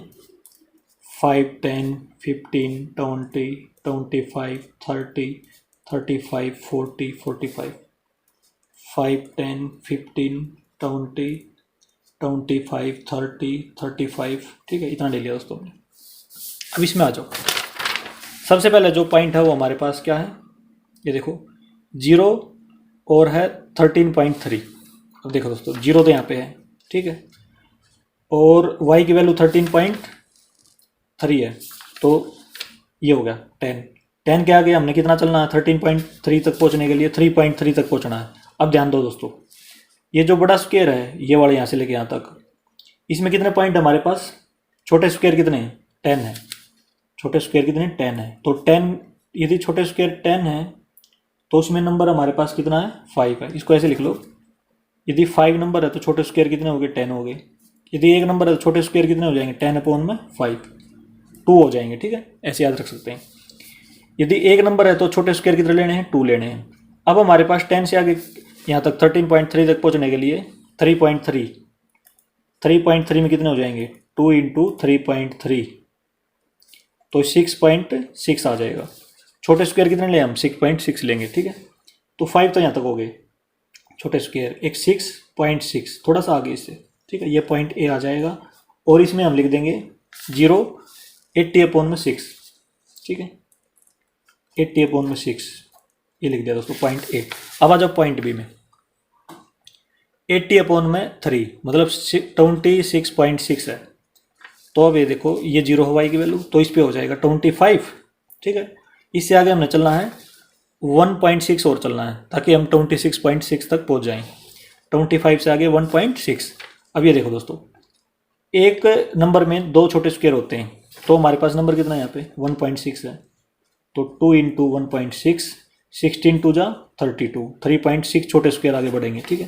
तो 25 से आगे 1 2 3.2 थोड़ा सा आगे बिल्कुल, ये हो जाएगा पॉइंट बी। इसको हम ऐसे नाम रखेंगे इसका, तो ये 80/3,0 ये हो जाएगा। ए और बी को मिला लेंगे दोस्तों, ए और बी को मिला देंगे। ये ए है, ये बी है, इन दोनों को मिलाने से लाइन आ जाएगी हमारे पास। इस लाइन की इक्वेशन लिख देंगे हम 3x प्लस में 6y greater than equal to 80, ये लिख दिया हमने, ठीक है। अब आ जाओ नेक्स्ट पे, 0 100/3 33.3, तो 0 30 ये होगा। इससे आगे कितना चलना है, 3.3 और चलना है ताकि 33.3 तक पहुंच जाए हम।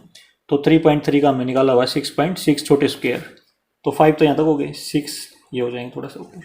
इसका नाम पॉइंट सी हो जाएगा और लिखेंगे 0 100/3 लिख देंगे। अब डी पे आ जाओ, डी तो आसान है, 25 0 25 ये रहा, 0 ये रहा, ठीक है। इसका नाम डी रख देंगे, 25 0। अब सी और डी को मिला देंगे दोस्तों, ठीक है। सी और डी को मिला देंगे, ये हो जाएगी। इसकी इक्वेशन और लिख देंगे 4x प्लस में 3y greater than equal to 100। अब ये देखो दोस्तों, दोनों लाइनें आ गई हमारे पास। अब इसकी शेड किस डायरेक्शन में होगी, ये देखो दोनों की, ये ग्रेटर का साइन है, यहाँ पे भी ग्रेटर का है। तो ग्रेटर का साइन हो तो इसका मतलब होती है अपवर्ड डायरेक्शन में क्या होती है, शेड होती है अपवर्ड्स में, ऊपर की तरफ, मतलब ओरिजिन से अपोजिट डायरेक्शन में, ठीक है, ऊपर की तरफ दोनों की। दूसरा तरीका देखो, इसमें हम ओरिजिन की वैल्यू पुट करेंगे 0 0, इसमें भी 0 0, इसमें भी 0 0 यहाँ पे, तो 0 प्लस में 0 greater than equal to 80, 0 plus में 0 ग्रेटर देन इक्वल टू 100, ठीक है। तो दोनों केस में क्या आ गई, फॉल्स आ गई, क्योंकि 0 कभी भी 80 से बड़ी नहीं होती, 0 कभी भी 100 से बड़ा नहीं होता, छोटा होता है, तो ये फॉल्स होगी। तो फॉल्स होगी तो ओरिजिन की डायरेक्शन में शेड नहीं होगी, उससे अपोजिट डायरेक्शन में होगी, ठीक है दोस्तों। अब देखो, अब हमने निकालना दोनों का कॉमन। आप दोनों का कॉमन निकालने के लिए क्या कर सकते हो, अलग अलग कलर का यूज कर सकते हो। जैसे यहाँ पे रेड कलर का यूज कर लिया इस लाइन की शेड करने के लिए फर्स्ट क्वाड्रेंट में, ठीक है, और इसके लिए येलो कलर का कर लिया यूज, ठीक है। जो दोनों कॉमन आएगा ना, दोनों रंग जहाँ पे मिक्स होंगे तो वो हमारा शेडेड रीजन हो जाएगा, ठीक है। तो इसका ये बनेगा ये वाला पोर्शन, क्योंकि ये ऊपर की तरफ होगा, इसका भी, इस लाइन का भी ऊपर की तरफ शेड, ठीक है। तो फर्स्ट क्वाड्रेंट में शेडेड रीजन ये हो जाएगा हमारा,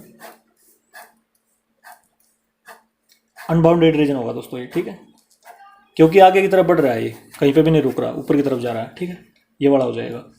तो इसमें यदि हमने मैक्सिमम वैल्यू निकालनी हो जेड की तो नहीं निकलेगी, क्योंकि बहुत सारे पॉइंट हो जाएंगे, मैक्सिमम कुछ भी नहीं होगा, ठीक है। लेकिन हमने क्या करना है, जेड की वैल्यू मिनिमम निकालनी है, कॉस्ट क्या करनी है, मिनिमम। तो हम मिनिमम निकाल सकते हैं, मैक्सिमम नहीं निकाल सकते, ठीक है। तो उसके लिए हम क्या करते हैं, कॉर्नर पॉइंट लेते हैं शेडेड रीजन के, जो हमारा शेडेड रीजन आता है उसके कॉर्नर पॉइंट लेते हैं हम यहाँ पे। एक तो पॉइंट सी है, और एक पॉइंट देखो, ये तो डी है, ये 25 0 वाला, तो और एक बी है दोस्तों, ठीक है। ये बी वाला काउंट होगा इसमें, क्योंकि ये थोड़ा सा नीचे है 25 वाला, तो ठीक है। तो बी होगा 80/3, 0, और ये हो जाएगा। और एक ये पॉइंट है ये वाला, इसका नाम हम रख लेंगे पॉइंट ई, जहाँ पे दोनों लाइन का इंटरसेक्शन हो रहा है, लेकिन हमें ग्राफ पे दिखाई नहीं दे रहा कि कौन सा पॉइंट है ये, ठीक है, मतलब इसके कोऑर्डिनेट क्या है, तो हम निकाल लेंगे। कैसे निकाल लेंगे, देखो, इन दोनों लाइनों की इंटरसेक्शन निकाल लेंगे, पॉइंट ई। दोनों लाइनों की इक्वेशन लिख रहा हूँ दोस्तों, ये वाली और ये वाली, ठीक है।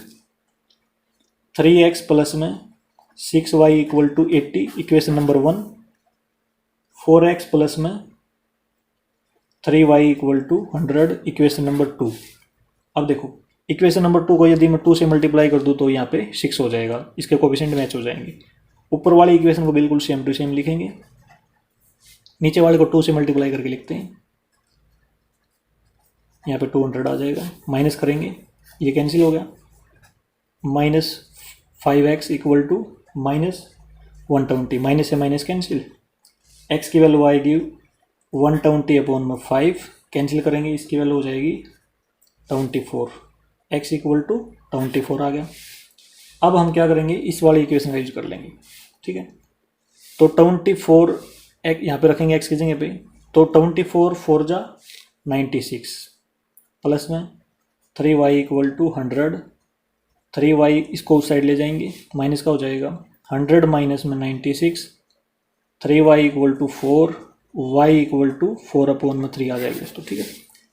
तो जो पॉइंट ई है उसके जो वर्टिसेस आए हमारे पास, कोऑर्डिनेट आए हैं, वो x कोऑर्डिनेट तो 24 है और y है 4/3, तो ये आ गया दोस्तों पॉइंट ई भी हमारा, ठीक है। तो यहाँ पे लिख लेंगे हम 24, y है 4/3, ये कॉर्नर पॉइंट तीनों आ गए दोस्तों, सी भी आ गया, ई भी आ गया, और बी तो पहले था ही हमारे पास, ठीक है ना। अब आगे देखो, अब हम लिखेंगे इसमें the corner points of the feasible region are, the corner points of the feasible region are. एक तो हमारे पास है सी 0 100/3, एक हमारे पास ई 24, 4/3, एक हमारे पास बी 80/3, 0, ठीक, ये हैं दोस्तों तीन। अब इस कॉर्नर पॉइंट के हम क्या करते हैं, टेबल बनाते हैं। देखो, कॉर्नर पॉइंट इसमें लिखेंगे, और जेड जो कॉस्ट है वो देखो दोस्तों, 4x प्लस में 6y, इसको हमने मिनिमम करना है, तो हम यहाँ पे लिख लेंगे 4x/6y, इसको हमने करना है मिनिमम, ठीक है। तो कॉर्नर पॉइंट पहले हमारे पास है सी 0 100/3, तो z इक्वल टू 0 आ जाएगा यहाँ पे, 6 × 100/3, तो z इक्वल टू 200 आ गया हमारे पास, सेकंड पॉइंट है हमारे पास E 24,4/3, तो Z equal to 4 into 24 plus में 6 इंटू 4/3। अब देखो ये हो जाएगा 3 से 6 कैंसिल हो जाएगा, तो इसमें हो जाएगा Z इक्वल टू 96 प्लस में 8, तो Z इक्वल टू दोनों का सम करेंगे तो 104 हो जाएगा। ठीक है, 104। अब नेक्स्ट पॉइंट है दोस्तों आखिरी, ये हमारे पास पॉइंट भी है, कॉर्नर पॉइंट। ये है 80/3, 0, Z equal to 4 into 80/3 plus में 0, तो ये बनेगा हमारे पास देखो Z इक्वल टू, इसकी मल्टीप्लाई कर देंगे 320/3, तो Z इक्वल टू 106.6 ये आ जाएगा। ठीक है, अब ये देखो तीनों में मिनिमम वैल्यू क्या है Z की, यहाँ पे 106.6 है, यहाँ पे 104 है, यहाँ पे 200 है, तो मिनिमम वैल्यू तो ये होगी। ठीक है, तो जो मिक्सर की मिनिमम कॉस्ट होगी तो ये हो जाएगी ₹104। तो इसमें ऐसे लिखेंगे दोस्तों हम, the minimum value of Z is ₹104 at point E 24,4/3। ठीक है, इसका मतलब ये है दोस्तों, ये हमने ये x की वैल्यू, ये y की वैल्यू। ठीक है, इसको हमने फूड F1 की यूनिट माना था और इसको माना था फूड F2 की यूनिट्स। तो जो फूड F1 है उसकी यूनिट कितनी है डाइट में, कितनी होनी चाहिए 24, और F2 फूड की 4/3 होनी चाहिए। ठीक है, यूनिट है ये। ठीक है, और मिनिमम कॉस्ट है 104, तो ये हमारा आंसर हो जाएगा। मतलब F1 फूड की तो इतनी यूनिट होनी चाहिए, F2 फूड की इतनी यूनिट होनी चाहिए। ठीक है, और कितने रुपये मिनिमम कॉस्ट हो जाएगी मिक्सर की हमारी। क्वेश्चन नंबर 9 दोस्तों कंप्लीट। अब आते हैं दोस्तों हम नेक्स्ट क्वेश्चन की तरफ। क्वेश्चन नंबर 10 हमारे पास,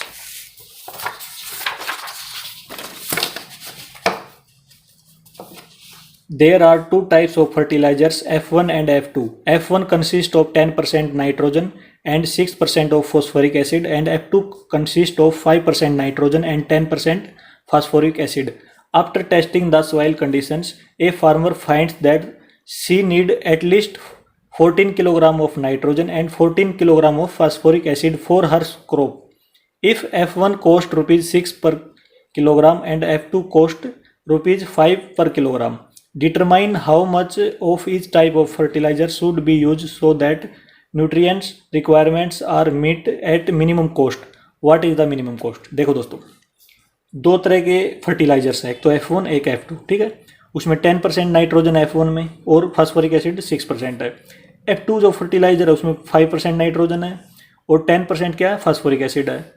तो एक फार्मर ने क्या किया, उसने सॉइल कंडीशन चेक करी और ये पता लगाया कि उसको कम से कम 14 किलोग्राम 14 किलोग्राम नाइट्रोजन की जरूरत है। ठीक है, और 14 किलोग्राम 14 किलोग्राम फॉस्फोरिक एसिड की जरूरत है अपनी क्रॉप के लिए। ठीक है, जो फर्टिलाइजर F1 है उसकी कॉस्ट ये दे रखी है ₹6 पर किलोग्राम, और F2 की कॉस्ट इतनी है ₹5 पर किलोग्राम।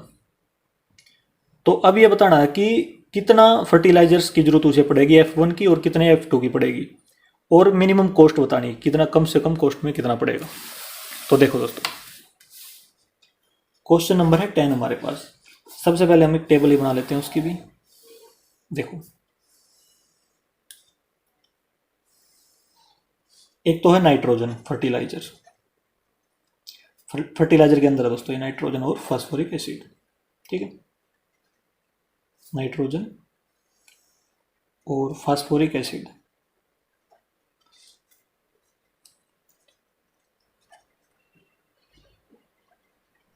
फास्फोरिक एसिड, और यहाँ पे लिख लेंगे कॉस्ट। ठीक है, और फर्टिलाइजर F1 है और दूसरी तरह का जो फर्टिलाइजर है वो है F2,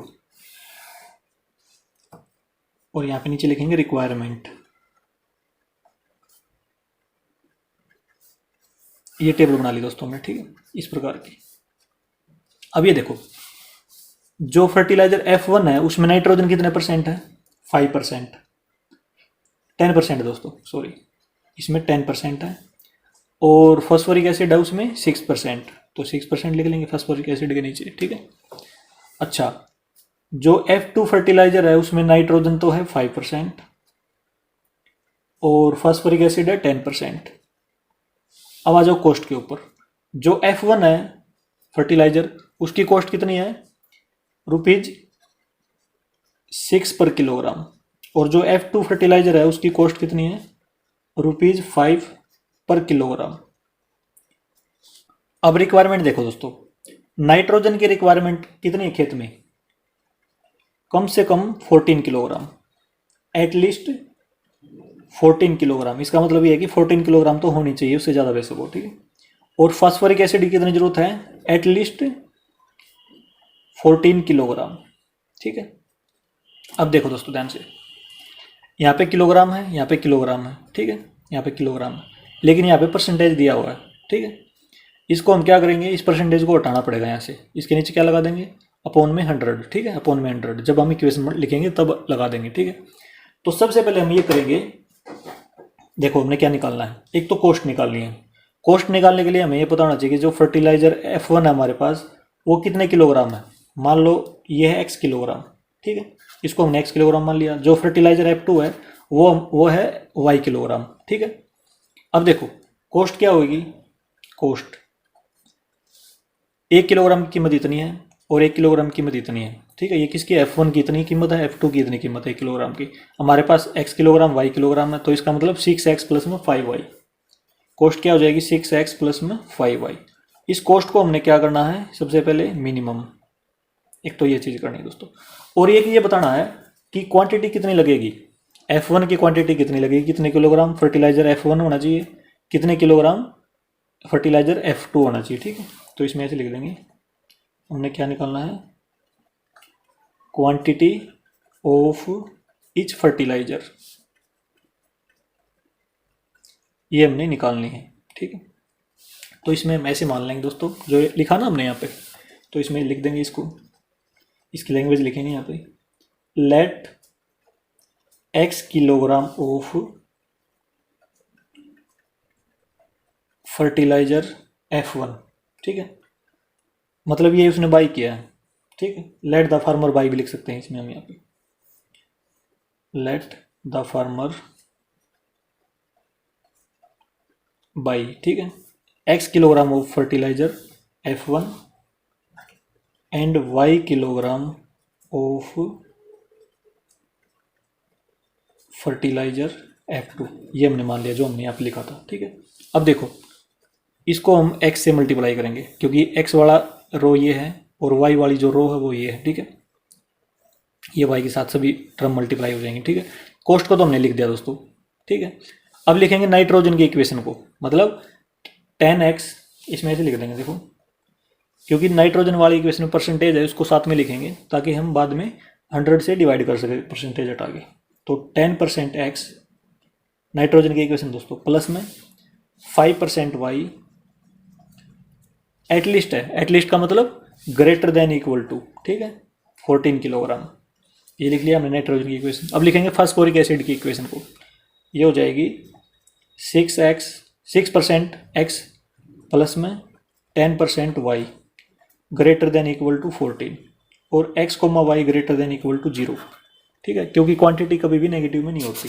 तो ये लिख लिया दोस्तों हमने। अब हम क्या करेंगे, देखो ये जो परसेंटेज है ना इसको हटाएंगे। इसको हटाने के लिए क्या करेंगे, परसेंटेज का साइन हटा के अपॉन में 100, X प्लस में इसके नीचे भी 100, Y greater than equal to 14। अब कैंसिल कर देंगे 0 से 0 और 5 से ये कैंसिल हो जाएगा। दोनों का एलसीएम देखो 10 और 20 का 20 आएगा, डिवाइड करेंगे 2 आएगा, तो यहाँ पे 2x प्लस में y greater than equal to 14, 2x plus में y greater than equal to, multiply कर देंगे दोनों की तो ये हो जाएगा 280। इक्वेशन नंबर 1 ये बनेगी दोस्तों हमारी, ठीक है। अब ये आ जाओ सेकंड, इसका भी परसेंटेज का साइन हटा देंगे, तो 6/100 प्लस में 10/100, ये x है, ये y। Greater than equal to 14, 0 से 0 कैंसिल, ये 2 से कैंसिल हो जाएगा। दोनों का एलसीएम कितना आ गया, 50 आएगा। तो ये 3x प्लस में 5y आएगा। ठीक है, सोल्व करेंगे इसको, डिवाइड करेंगे तो 5 आ जाएगा, 5 से multiply. Greater than equal to 14, 3x plus में 5y greater than equal to, इन दोनों की मल्टीप्लाई कर देंगे दोस्तों, ये आ जाएगा 700। इक्वेशन नंबर 2 ये बन गई दोस्तों हमारे पास। ठीक है, अब हम निकालेंगे फिजिबल रीजन। ठीक है, द फिजिबल रीजन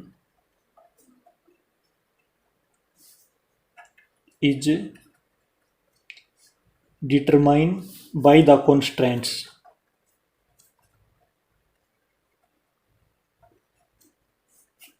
देखो दोनों इक्वेशन लिख रहा हूँ मैं यहाँ पे, 1 और 2। 2x प्लस में y इक्वल टू 280। दूसरी इक्वेशन है 3x प्लस में 5y इक्वल टू 700। ठीक है दोस्तों, x और y की वैल्यू निकालेंगे। x की वैल्यू 0 पुट कर देंगे तो y की वैल्यू आ जाएगी 280। यदि y को 0 पुट कर देंगे तो x की वैल्यू आ जाएगी 140। इसी प्रकार से इसमें निकाल देंगे। यदि हम x की वैल्यू को 0 पुट कर देंगे तो y की वैल्यू आएगी, यदि हम 700 से 5 को डिवाइड करेंगे तो 140 आ जाएगा। ठीक है, यदि y की वैल्यू 0 पुट कर दी तो यह हो जाएगा 700/3। यदि 3 से डिवाइड करेंगे तो यह आ जाएगा 233.3। ठीक है दोस्तों, ये आ गया। अब हम क्या करेंगे, अब हम ग्राफ बनाएंगे। ठीक है, देखो क्वेश्चन नंबर 10 का ग्राफ। क्वेश्चन नंबर है 10। इसमें देखो दोस्तों, x की जो मैक्सिमम वैल्यू है वो है 233.3 और y की 280 है। तो इसका मतलब थोड़ी सी बड़ी वैल्यू लेनी पड़ेगी इनमें। तो देखो हम 40-40 का डिफरेंस ले लेते हैं।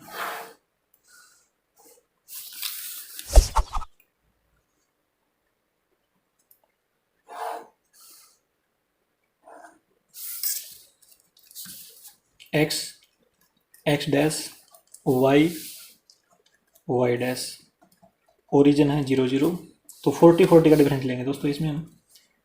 तो 40, 80, 120, 160, 200, 240, 280, 320। 40, 80, 120, 160, 200, 240, 280, 320 दोस्तों, ये आ गया। ठीक है, अब देखो जो पहला पॉइंट है वो है 0 to 80। ठीक है, 0 ये है, 280 कहाँ पे, ये रहा। तो इसको पॉइंट ए नाम देंगे, इस पे लिख देंगे 0 to 80। ठीक है, अब सेकंड है 140, 0 है, 140 यहाँ पे है देखो, इन दोनों के बीच में। ठीक है, क्योंकि देखो 120 यहाँ पे 160, तो पूरे यहाँ से 40 का डिफरेंस है। इन दोनों के बिल्कुल बीच में क्या आएगा, 20। तो 120 प्लस में 20, 140 हो गया। तो ये हो गया पॉइंट बी। इसमें लिख देंगे 140,0। ए बी को मिला देंगे दोस्तों, तो हमारे पास लाइन आ जाएगी ये वाली, ए बी को मिलाने से। और इसकी इक्वेशन भी लिख देंगे यहाँ पे। इसकी इक्वेशन है 2x प्लस में y greater than equal to 280। अब आ जाओ नेक्स्ट पे। नेक्स्ट हमारे पास 0, 140 है। तो 0 ये है, 140 देखो 120 और 160 के बिल्कुल मिड में आएगा। ठीक है, बीच में ये हो जाएगा पॉइंट सी। 0, 140 और डी देखो, ये देखो 233.3। अभी देखो इसमें यहाँ पे देखो दोस्तों 200 तो यहाँ पे है, इससे आगे हमें 33.3 चाहिए। ठीक है, तो इसमें ध्यान से देखो, जो 10 छोटे स्क्वायर हैं उसकी पूरे की वैल्यू कितनी है, 40 है। ठीक है, क्योंकि 40 नंबर आते हैं इसके बीच में। यहाँ से हमने लेना कितना है, यहाँ से इससे आगे चलना है दोस्तों, ये 33.3, क्योंकि 200 तो यहाँ पे होगा। हमने वैल्यू रखनी है, पॉइंट हमारे पास 233.3, तो 200 तो यहाँ तक हो गया हमारे पास। तो ये देखो 10 छोटे स्क्वायर हैं, उसकी नंबर कितने हैं उसके बीच में, 40 है। डिफरेंस कितना 40 का है।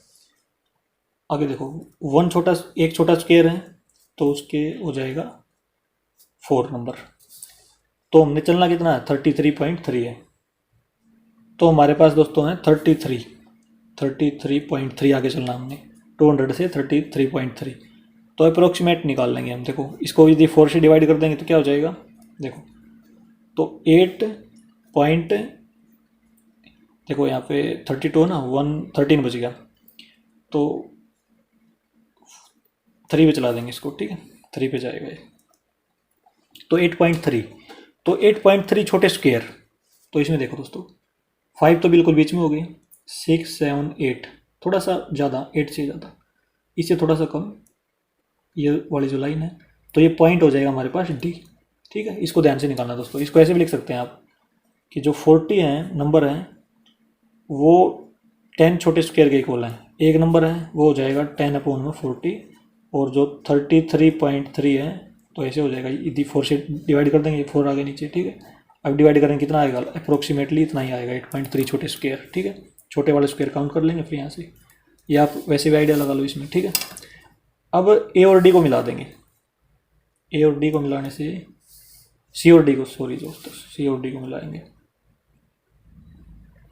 ये हो जाएगा। इस लाइन की जो इक्वेशन है उसको लिखेंगे 3x प्लस में 5y greater than equal to 700, ये लिख दी दोस्तों हमने। अब इसमें शेडेड पोर्शन देखो, इसमें ग्रेटर का साइन है, इसमें भी ग्रेटर का साइन है।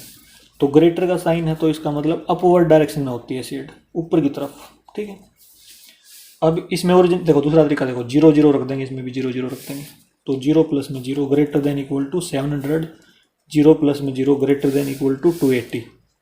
देखो क्या 0 700 से बड़ी है, नहीं है। इसमें 280 से बड़ी है, 0 नहीं है।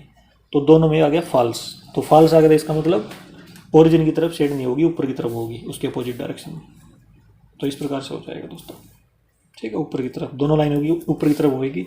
और फर्स्ट क्वाड्रेंट है तो ये वाला जो रीजन है ना शेडेड फर्स्ट क्वाड्रेंट में, तो ये हमारा हो जाएगा फिजिबल रीजन। मतलब जो फिजिबल रीजन क्या होता है, जो शेडेड पोर्शन होता है उसको हम फिजिबल रीजन बोलते हैं। और ये अनबाउंडेड है, ठीक है। मैक्सिमम वैल्यू तो हम जेड की निकाल नहीं सकते, लेकिन हमने क्या करना है, मिनिमम निकालनी है। तो मिनिमम निकाल सकते हैं, उसके लिए हमें ज़रूरत होती है कॉर्नर पॉइंट्स की। कॉर्नर पॉइंट एक तो ये है, एक ये है, और एक ये डी है, ठीक है। तो अब ये देखो, ये दो तो हमारे पास, ये इसका नाम हम पॉइंट ई रख लेंगे, ठीक है, पॉइंट ई। और इसको ग्राफ पे देखने से अच्छे से क्लियर नहीं हो रहा हमें, ठीक है।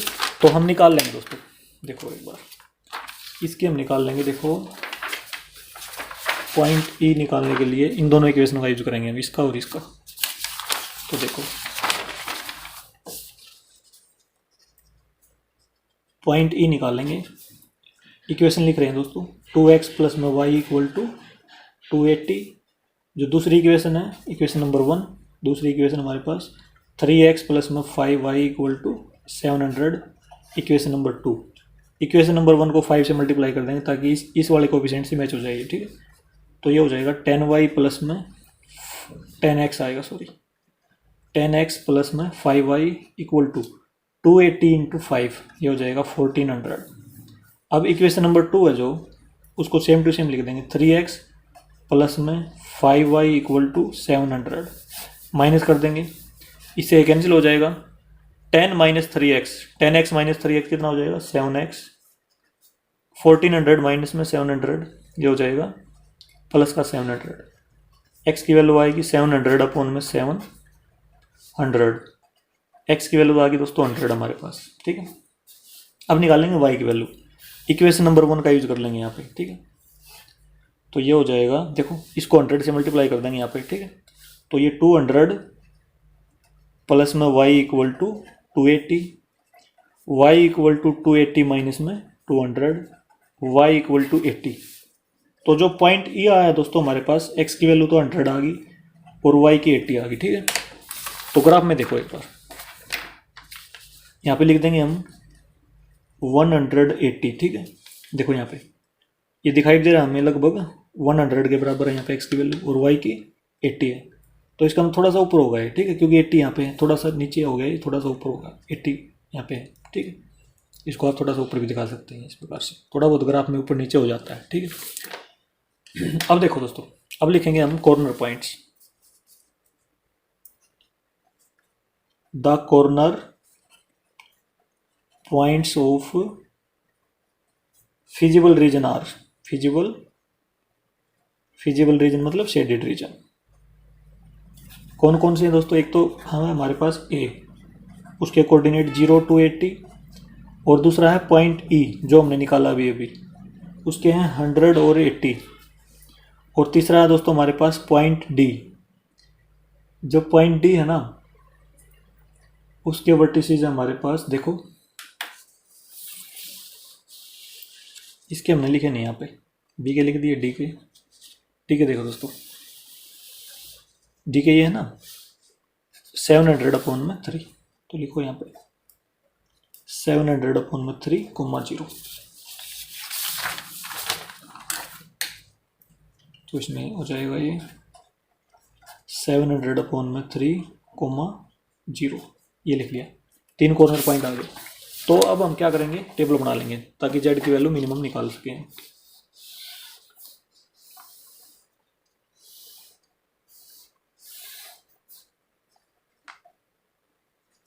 कॉर्नर पॉइंट्स यहाँ पे लिखेंगे। जो कॉस्ट है दोस्तों वो देखो एक बार,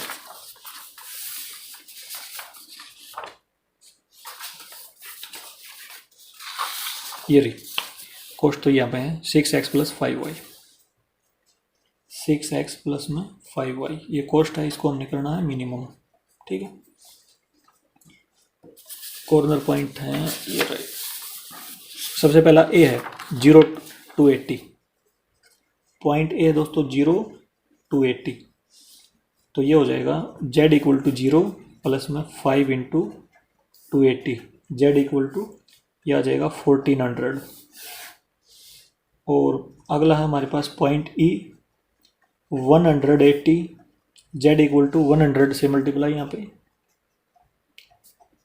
5 × 80, z = 600 + 400, z = 1000 आ जाएगा। ठीक है, नेक्स्ट पॉइंट हमारे पास वो है डी पॉइंट 700/3, 0, z = 6 × यहाँ पे 700/3 रख देंगे, 3 से कैंसिल हो जाएगा, प्लस में 0 यहाँ पे आ जाएगा। ठीक है, तो z = ये आ गया दोस्तों 1400। ठीक है, तो 1400 देखो मैक्सिमम है, ये तो मिनिमम क्या है हमारे पास, ये आया है। इसमें देखो दोस्तों, इसमें हमारे पास देखो मैक्सिमम तो 2 पॉइंट आए और मिनिमम 1 पॉइंट आया है, ये वाला मिनिमम की जरूरत थी हमें। ठीक है, वैसे भी देखो एक बार मैक्सिमम पॉइंट आ तो गया हमारे पास, लेकिन अनबाउंडेड रीजन है। ठीक है, मैक्सिमम पॉइंट और भी कहीं पे हो सकता है। ठीक, मिनिमम तो हमने निकाल लिया, मिनिमम है ई पॉइंट पे, इस वाले पॉइंट पे क्या हो जाएगी, मिनिमम कॉस्ट हो जाएगी। और एक्स की वैल्यू ये है, वाई की ये है। ठीक है, एक्स की वैल्यू ये है, वाई की है। इसका मतलब ये है कि जो फर्टिलाइजर है ना F1 का, वो हमने 100 किलोग्राम खरीदना है। ठीक है, या किसान ने खरीदा है, फार्मर ने कितना है, जो F1 है वो इतने किलोग्राम खरीदा है, जो F2 है वो 80 किलोग्राम खरीदा है। तो इसमें ऐसे लिखेंगे हम, मिनिमम वैल्यू और मिनिमम कॉस्ट ऑफ जेड या फर्टिलाइजर, ठीक है, इज ₹1000 एट पॉइंट ई को नीचे लिखेंगे यहाँ पे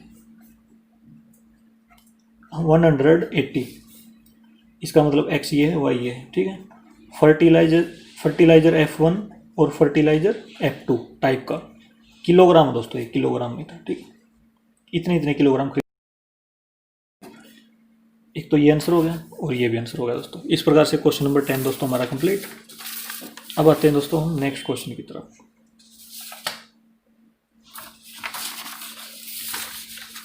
क्वेश्चन नंबर है 11।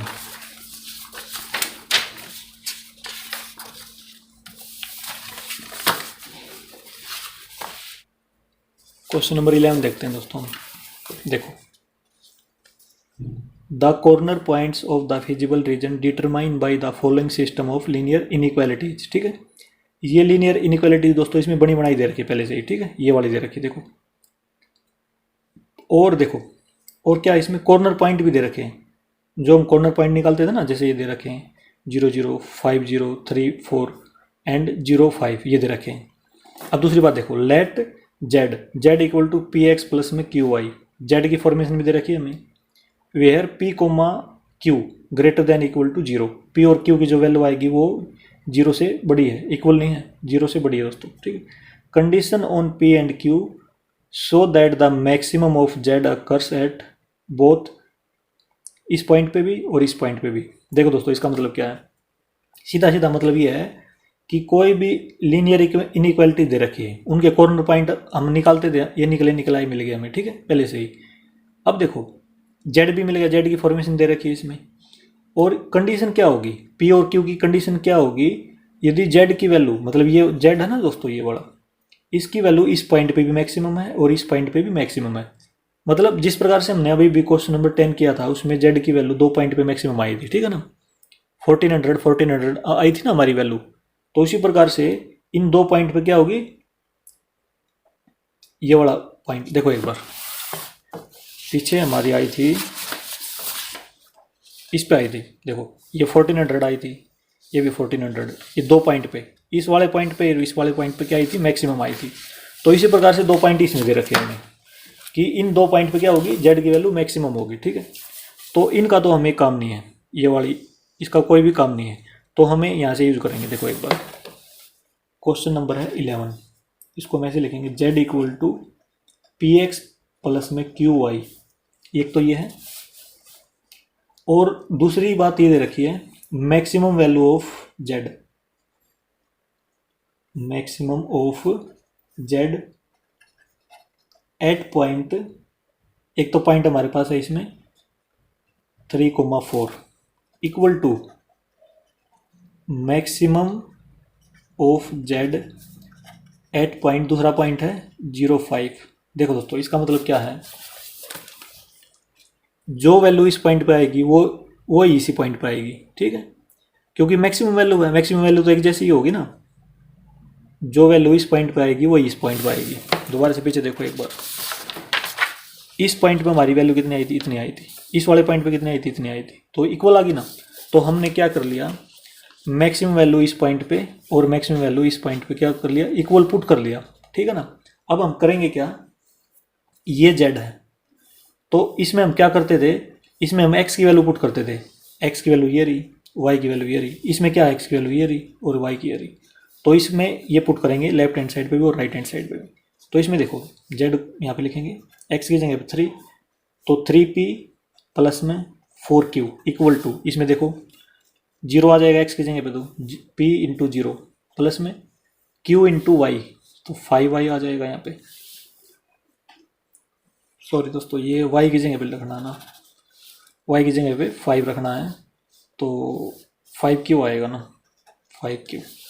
अब ये देखो 3p equal to 5q minus में 4q, इसको इस साइड लिया है q वाली टर्म को, 3p equal to 5q minus 4q 1q आ जाएगा। तो देखो दोस्तों 3p इक्वल टू q, या ऐसे भी लिख सकते हैं q इक्वल टू 3p, ऐसे भी लिख सकते हैं हम। इसमें देखो अब तो कंडीशन क्या होगी, P और Q में जो कंडीशन क्या होगी, ये होगी दोस्तों D वाली, तो ऑप्शन D क्या हो जाएगा, ऑप्शन D इज करेक्ट, ये हमारा आंसर हो गया। और इसमें लिख देंगे ऑप्शन D इज करेक्ट, ये हो जाएगा दोस्तों क्वेश्चन नंबर 11 हमारा कंप्लीट। और इसी के साथ दोस्तों हमारी एक्सरसाइज 12.2 भी कंप्लीट हो गई है। दोस्तों यदि ये वीडियो आपको अच्छी लगी हो तो इसे लाइक और शेयर जरूर करें। थैंक यू दोस्तों।